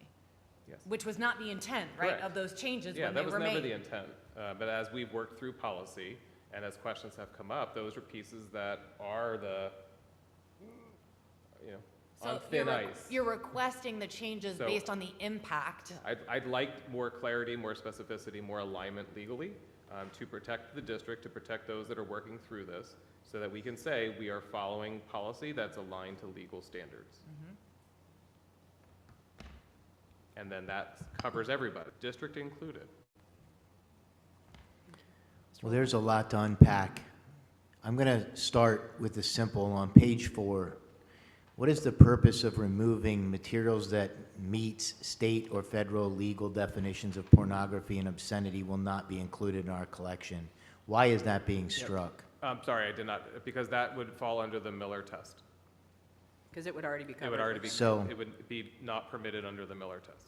Okay, thank you for that answer. I'm going to go back up to the section we've highlighted, and I'm going to try to methodically walk through an argument that debunks everything that you shared, Mr. Mursky, and everything that you shared, Mr. Keener, and everything in between related to more clarity and more protection for kids. You know, I got to be honest, when I saw this policy come back up and we're going to strike language that protects kids from sexually explicit material, I was disgusted that this board would even consider watering down this policy. And that's exactly what this language test does. It creates more ambiguity, more subjectivity, to Mr. Wagner's point, and creates more issues when you begin to look at this policy. So I'm going to start with a lot of questions, because I have a lot more questions. First one I'm going to ask is based on your comments, Mr. Boberski, and your comment was that you need something that's legally defensible. Was our last policy not legally defensible, and was it challenged in any way? My understanding is no, it has not been challenged, and if it were to be challenged, it would be difficult to prevail getting into the Third Circuit based on the current cases that the Third Circuit has typically ruled on, which is what we're in. And I do have information in terms of the Third Circuit based on their courses, has traditionally maintained a strict defense of the First Amendment rights and heavily scrutinizes policies that could result in arbitrary content or viewpoint-based discrimination, is what was provided to me on the Third Circuit courses, Third Circuit cases. I would disagree that this policy provides more support, but I'm going to continue with my questions. So adopting the Miller test, how does that better protect our students from more explicit definitions and materials? And I'm going to tie it back to Grant's comment, Mr. Keener's comment, that this is just semantics. So if it's just semantics, help me understand why we're addressing it. So can someone answer that question for me, please? I will say the definition that was derived through discussion is 2 of the 3 prongs of the Miller test. And those prongs of the Miller test, I think Mr. Wagner highlighted them. How do you plan to educate students, families, faculty, and everyone on those 3 prongs of the Miller test? And how do you expect them to be applied consistently throughout the district without putting the district at risk for exposing minors to sexually explicit material? So we would do what we've done before in terms of working with our librarians on what the expectations are and working through what would be appropriate, what would not be appropriate. And one of the challenges, regardless of purchasing any material, and I shared this earlier, publishers only provide a potential rating, if you will, of there may be sexual content, there may be violence, there may be language that fill in the blank. You don't know how excessive it is until you actually read the material. So we're going to stop reading material based on this change? No. Is that what I'm understanding? No. Because one of the things I heard was that there was too much material to read. But part of the component to this that's missing is that 3rd prong about educational suitability. And so, What does that mean? Can we please define that? does it have critical importance to students when it comes to education? Is there an important political component here? Is there an important artistic component here? What And we about have to the be able sexually to explicit material? But that's the whole point of the 3 prongs. If it has sexually explicit material and you look at it in the context of the entirety of the text, So it does would- it have Okay. educational suitability? Okay. Period. That's So where we it would can be have looking. sexually explicit material in it based on this definition that you've described, but as long as it checks the boxes as being educational and meets those other criteria, the sexually explicit material is appropriate? Educational suitability, meaning it has value in our school system. So how do you determine what that value is? And how do you determine that that value overshadows the sexually explicit material in that book? One thing that I'm going to say is that I think it says right here, and it is not, we did not strike, there's not, this has not been stricken. Sexually explicit content material is not appropriate for school-age children, and this material will not be made available to students in our schools. So One of the things we've it's tried right- to do it's is right define there. that. Sure. And that was the intent of the language that's being struck and replaced with the Miller test. Sure. I'm going to talk about the Miller test in a little bit, in a little greater detail, that will outline some of these questions, but I'm not done with my questions. So I asked a question about how will educators, parents interpret the Miller test, and how are you going to explain that to educators and parents in a way that's understandable and clear? Because I don't believe for 1 minute you're creating clearer guidelines. And so I want to know, how do you plan to explain that more clearly? How are you going to educate the staff? How are you going to educate families? To your point about staff, Mr. Wolgemuth, and you can please correct me if I'm wrong, Mrs. DeMaria is here tonight. Our educators who do bring this material into our libraries are already trained on that. On the Miller test? Yes. Okay, so follow up with that with families. So if you come to me and you give me this policy and I read it and I see the Miller test, how am I going to know what that means? And plus, I'm going to tie this into the fact that the Miller test was, I'll get into that later, I'll hold that thought, but the Miller test isn't even related to minors. It was completely related to adults. And Right, that's and why that's- I brought up the ability to add in. That's not what's in this policy I that's in understand front of me. it's not here, but that is what I'm offering as another option depending on the board's comfort level. You can choose to go there, and we, again, this is not for a vote, so we can continue to bring things back for the board to review. But that can be added as another layer that you're not bound to the adult content provision of the Miller test. So I have a follow-up to this. So, are we comfortable shifting the clear policy standard that we have to one that now requires or relies on legal interpretation and case law? Is that typically how policies are designed? Are we comfortable with that? I'm I will asking say- Yep, Mr. Walden. that this will rely on case law, and we're putting that in our policy. I can answer that. Our policies are by nature subservient to enactments of the General Assembly, enactments of Congress as it pertains to public education, and the decisions of courts of competent jurisdiction. So whether we like it or not, that's what we have to do. We have to follow the edicts of superior levels of government and courts of competent jurisdiction. I hear what you're saying about the Miller test, and I don't necessarily disagree. I think just saying the Miller test includes the test, but I for one, am fine with enumerating the test instead of saying the Miller test. We can spell out what it is. I don't care. Well, that's what we're taking out of this language, and that's my point. We're stripping out the definition of the Miller test, which is what we put in back in the day. I'm happy to put that in. So if we leave the language that around encourages, instead of stripping it out, an excessive interest in sexual matters and graphically describes / illustrates sexual behavior / acts of any kind. If we can incorporate definitions and languages, and we're not taking that stuff out that makes it clearer, that protects our minors and protects the district, honestly, from some kind of issue related to minors getting their hands on material that is not appropriate, I'm fine with the Miller test being referenced, but it needs to be defined in a vastly different way than what's happening here, where we're watering this down, the definition is getting soft, and it's clearly creating more ambiguity, more subjectivity, and more issues around decision-making, which is where I disagree with you. I think your job just got a lot harder. I'm happy to include the language of the Miller test in the policy. It just adds additional text, which is fine. We can include that. And I'm in favor of including the minor I would, test as and well. that- I mean, I think that's that is appropriate for us to list that language that comes directly from the PA stat. Well, And that takes it to another level where you're not bound to just the adult content. because I which think we is- can all agree that we do not want to be providing obscenity to our children. That is something that I am in agreement with. Yeah, and I mean, if you compare the minor test to the, regular test, I mean, when I read the Miller test, I was looking at it with that frame of mind of this applies to children, but you're right that it maybe doesn't say that explicitly, and so going to that explicit definition is probably better to meet, the PA state code.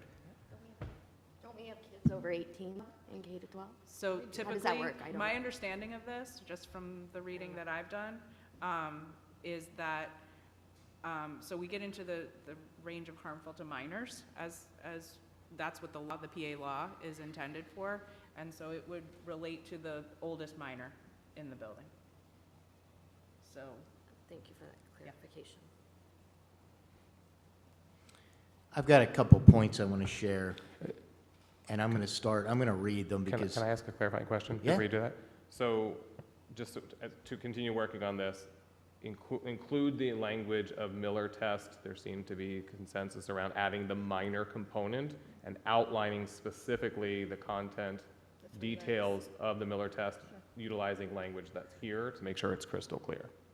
I think you could bring that back to us as a Yeah, draft. I will. And then we can make sure that everyone's good with that. Okay. I have a final question, I guess. What assurance can you give us, me, I guess just me in this case, because I seem to be the only one concerned about material that shouldn't be in the district being there, maybe Pat. Sorry, Pat. What assurance can you give me or provide me that this policy change will not unintentionally allow materials into the district that are inappropriate for a school setting and do not meet that legal threshold of the Miller test? What assurance can you give me as a board member that this isn't going to become a problem and unintentionally allow materials to slip in? Because it is a lower standard based on what we have compared to where we're going.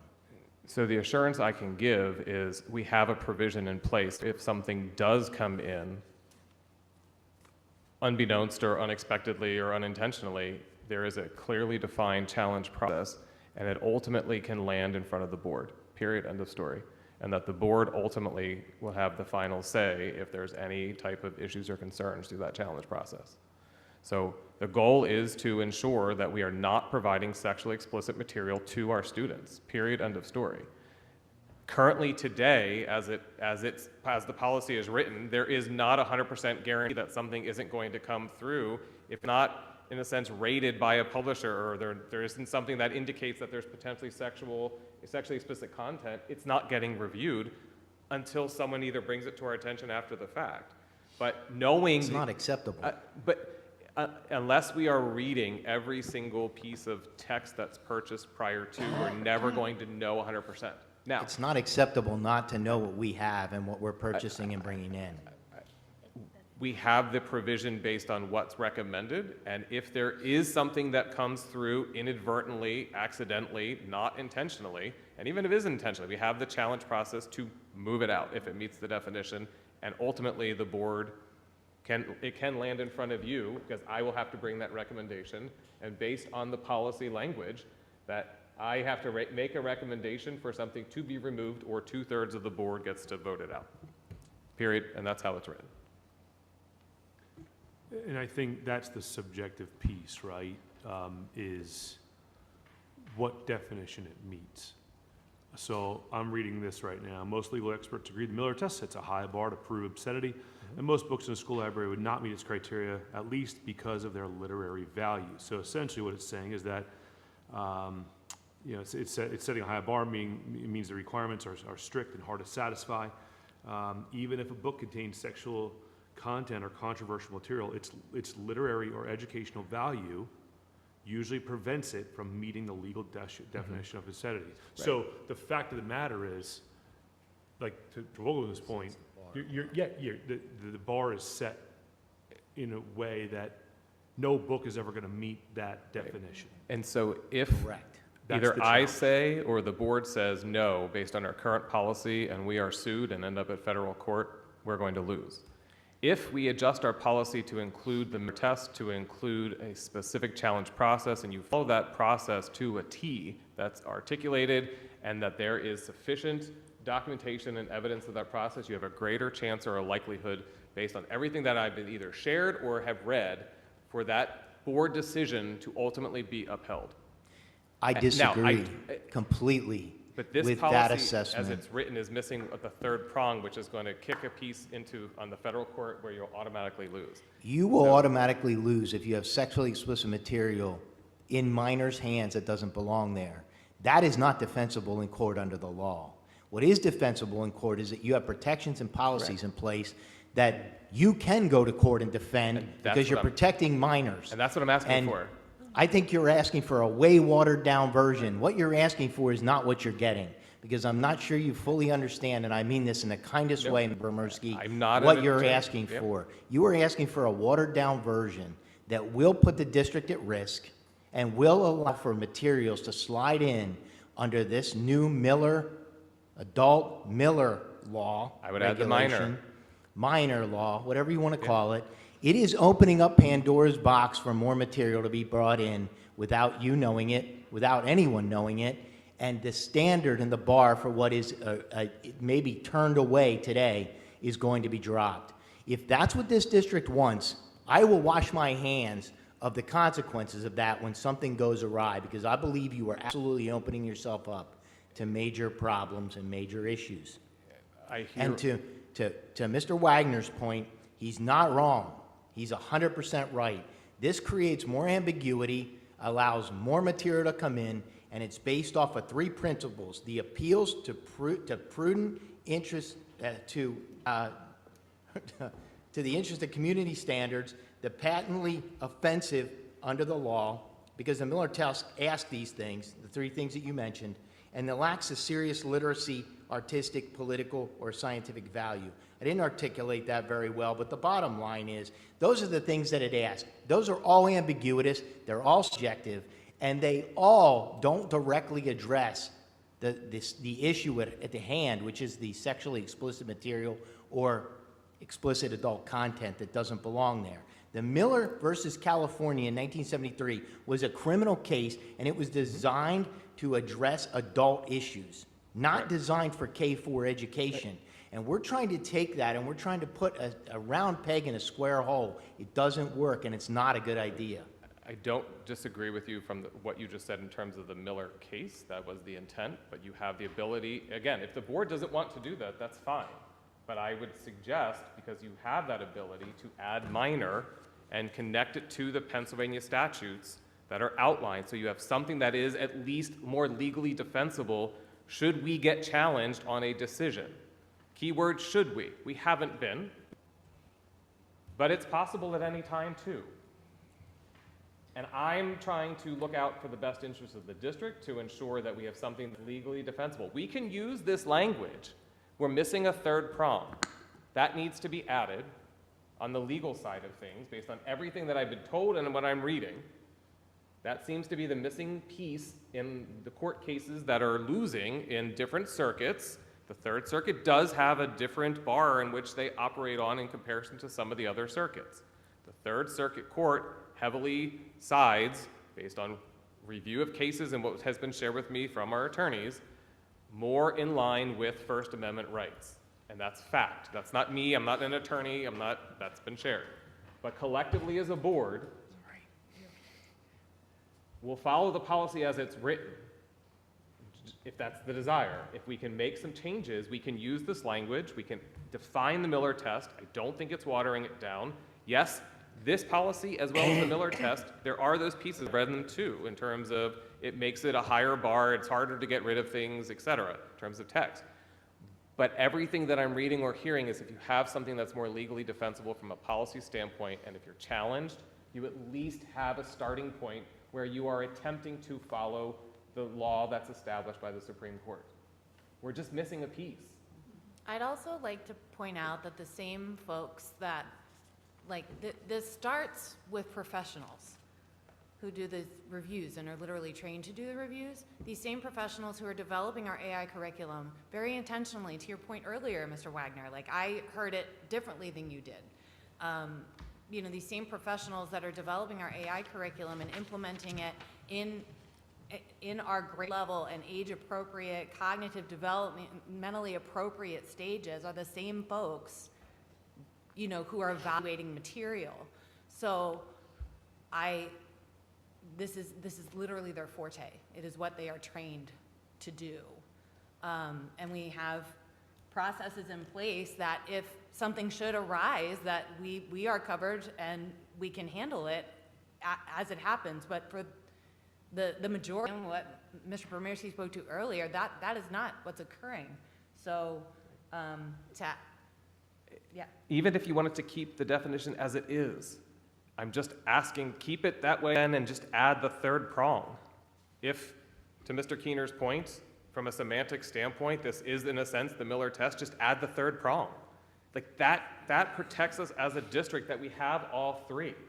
I mean, I feel like doing what we've suggested is, you know, keep it referencing the Miller test or not. I mean, you could reference the We don't have to even reference it by adding Pennsylvania the last piece. I'm happy to keep it. obscene and other sexual materials and performances section, right? And then copy that code straight from the statute and put it in. We can even again, just trying to spitball here at the moment, we can keep the definition as it is, add the third prong, and add the minor piece to it based on the statutes. Making the other changes in the policy does not impact that at all. So if it's about the definition, keep the definition as it is. I can expand it. I can show you a draft of it with this language there, adding in the third prong, adding the minor component to it, and then it's kept as is, in a sense. But we're just providing the necessary clarity to ensure that we have the legal protections. Happy to do that and provide that. I'll sum this up very quickly because there's been a lot of discussion, and I know it's late. Look, we are definitely creating more subjectivity and inconsistency, ambiguity, with more difficulty in trying to create accountability, in trying to explain this policy. It's crystal clear to me that this is going the wrong direction related to what we need to do to protect minors from inappropriate adult material that should not be in their hands. I'm all about learning. If kids want to get their hands on something outside this district, I can't control that. But what I can do as part of this board is not support a policy that's going to potentially encourage things to slip in that maybe haven't to date. And I won't be part of that. I can't be part of that because I wouldn't sleep good at night, whether you all disagree with me or not. I will not support this policy with the changes that were made, with the Miller test being the gauge for this as it's written here. If you can come up with some direct definitions that define that make it clear to parents, clear to staff, clear to everyone, so that there's accountability around making sure materials don't come in here, and I feel good about that, I'm okay with it. This policy needs to be better. We have a responsibility to protect our kids when they're in this school. And if we don't take that lightly and we choose to soften this and something happens, there will be a record of this meeting. And I will not be here, but there will be a record of this meeting. I have concerns that we're not taking this seriously enough with relationship to this policy, and that we're moving to a softer policy that is a lot less preventative and student-centered and a lot more legally focused and reactive and a lot more subjective. And that sums up my thoughts around this. When I first got this policy and I saw it, it did not have the minor mentioned. Correct. It said adult. Correct. This whole case in 1973 was adult-related, not even related to anything related to school districts. So we're taking that as our gauge for our policy. I can't do it. I mean, for me, like, this was a draft that Dr. Messer and Mr. Bremerski showed to me, and I kind of landed the same place you did, Justin, like a couple days ago, where I was like, I'm actually not sure I'm fully on board with this particular language. And the more I read and the more I looked into it, refreshing to hear. I thought I want to go more towards this, level that is protective of minors, because it is a different bar, 100%. But I want to make sure that we are having all three prongs here. Like, that is very important to me, and that we are looking at the work as a whole, and that we are looking at the value that the book provides, and that we are not finding ourselves into a situation where we are getting rid of books that have a very minor reference, that that acknowledge the existence of sexuality and are not explicit because of where this policy in its ambiguity in its current state is. And that is the concern that was brought to me as the policy chair, is that that's where we were in practice. And so I don't want that to continue moving forward, because I do want to provide opportunities for our children to wrestle with the issues and the ideas that they need to have access to. And having a very arbitrary bar of, acts of any kind that we're not defining is problematic to me. Well, then let's add to this instead of strip from it. Correct. And let's do that in an appropriate, methodical way. Let's Absolutely. not try to bring in here stripping some of the things that try to define that and adding meets the Miller test. And it That was meant my- nothing to me. Meet Well- the Millers is a movie. Right. Or And We're it's- the Millers. And it So- was my understanding that this was going to be a topic of discussion for us to go back and give Mr. Bermersky more direction for where we wanted as a board for this to go. I feel like we've had the opportunity to share that. I want to make sure that everyone has had a chance to share their ideas, because we've heard a lot from just several people, but I want to make sure that other folks have the opportunity to share if they have not yet. Can I So- provide one piece before you do Yep. that? Just to respond, so this was provided to the board on Thursday through the agenda and in board news on Friday. I came across the information on the minor piece on Saturday as I kept working through this. And so, which is why I asked to work through all of this information today, to provide you with that information, because it's a discussion. I think it's an important piece for board members to remember. When we push the agenda out, it doesn't mean that things can't change or things can't evolve as we work through it. And the important part is the discussion and working through and hearing kind of what's possible. And that's what I need in terms of, is that direction. So it'd be helpful to hear from any others, So- so we can keep moving. Sorry, I've already spoken, but I think the one other thing that I wanted to point out, which I think you mentioned briefly, that you needed guidance, with the material suitable for the age, at the very end, there's that part where the exception will be made. If we're saying, at the high end, we're going to follow the legal definition, both Pennsylvania and the US, I don't feel that we should have that possibility for an exception, right? If we're saying this is what it is, this is what it is, right? We don't want the board to be able to approve an exception for, not that I think, and I could even get one of us at this table to approve something that was like very clearly in violation of the Miller test, but I feel that even leaving that in there just sends the wrong message.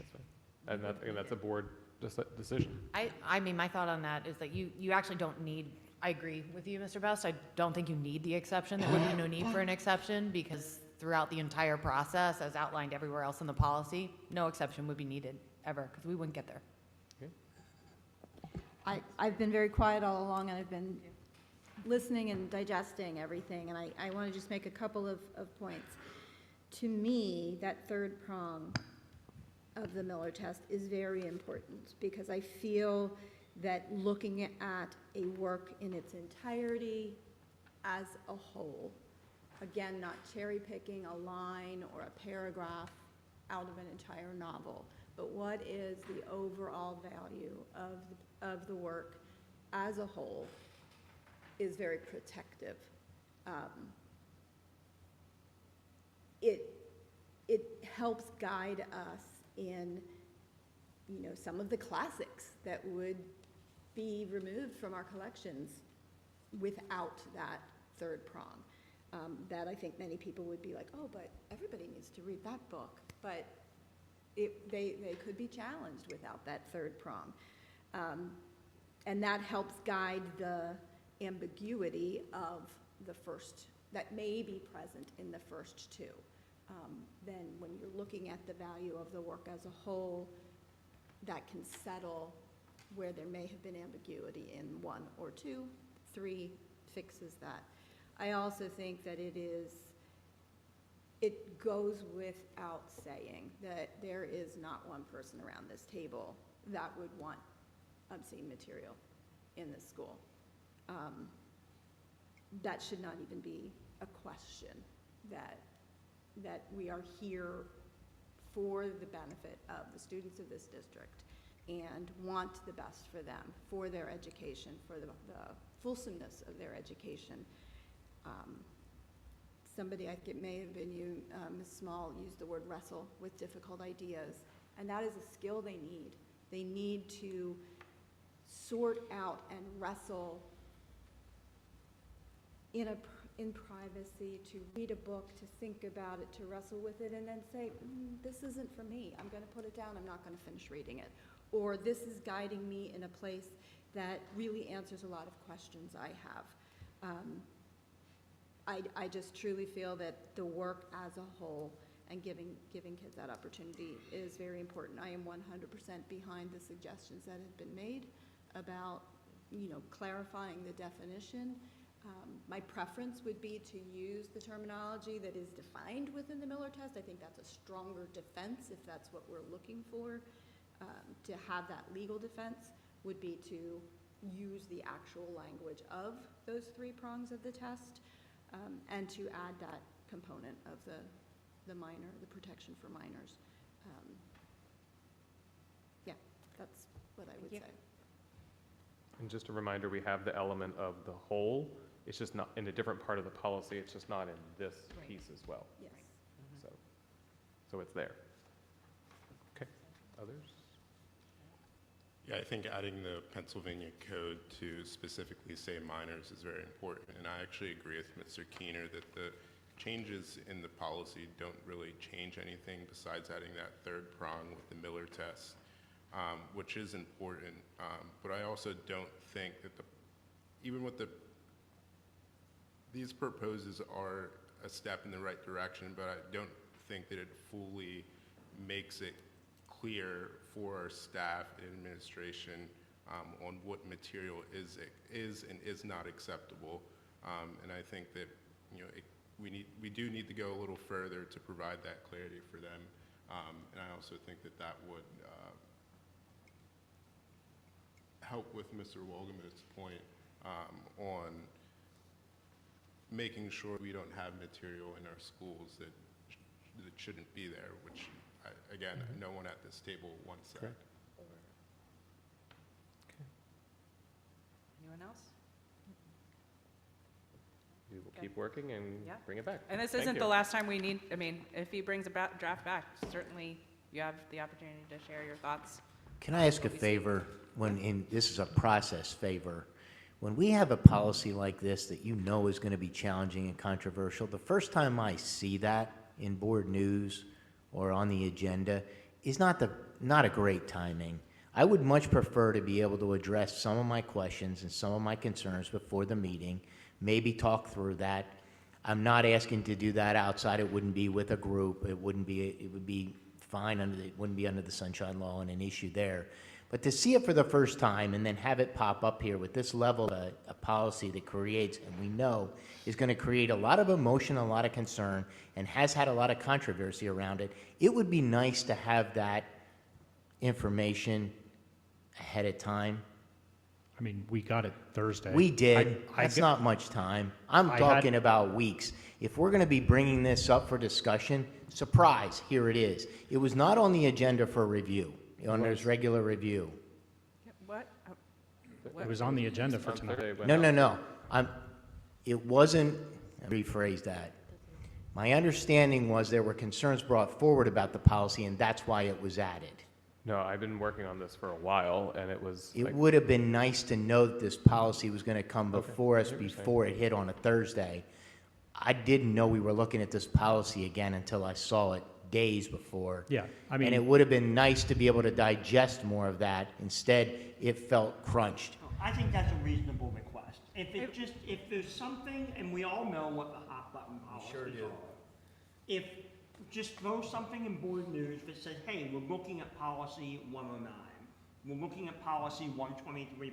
We're looking at whatever, just so that people sort of aren't caught off guard. It came out of left To be fair, field. we have been reviewing 100 policies for, This wasn't one that I expected to see. We'll work on that. Yeah, absolutely. Do you have anything else you need from us, Mr. Brunner? I got everything I need. Thank you. Appreciate it. All right. There's a schedule of upcoming meetings listed on the agenda. And then after that, we just need a motion to adjourn to our continued executive session to continue talking about. Yeah. Second. All in favor? Aye. Thank you.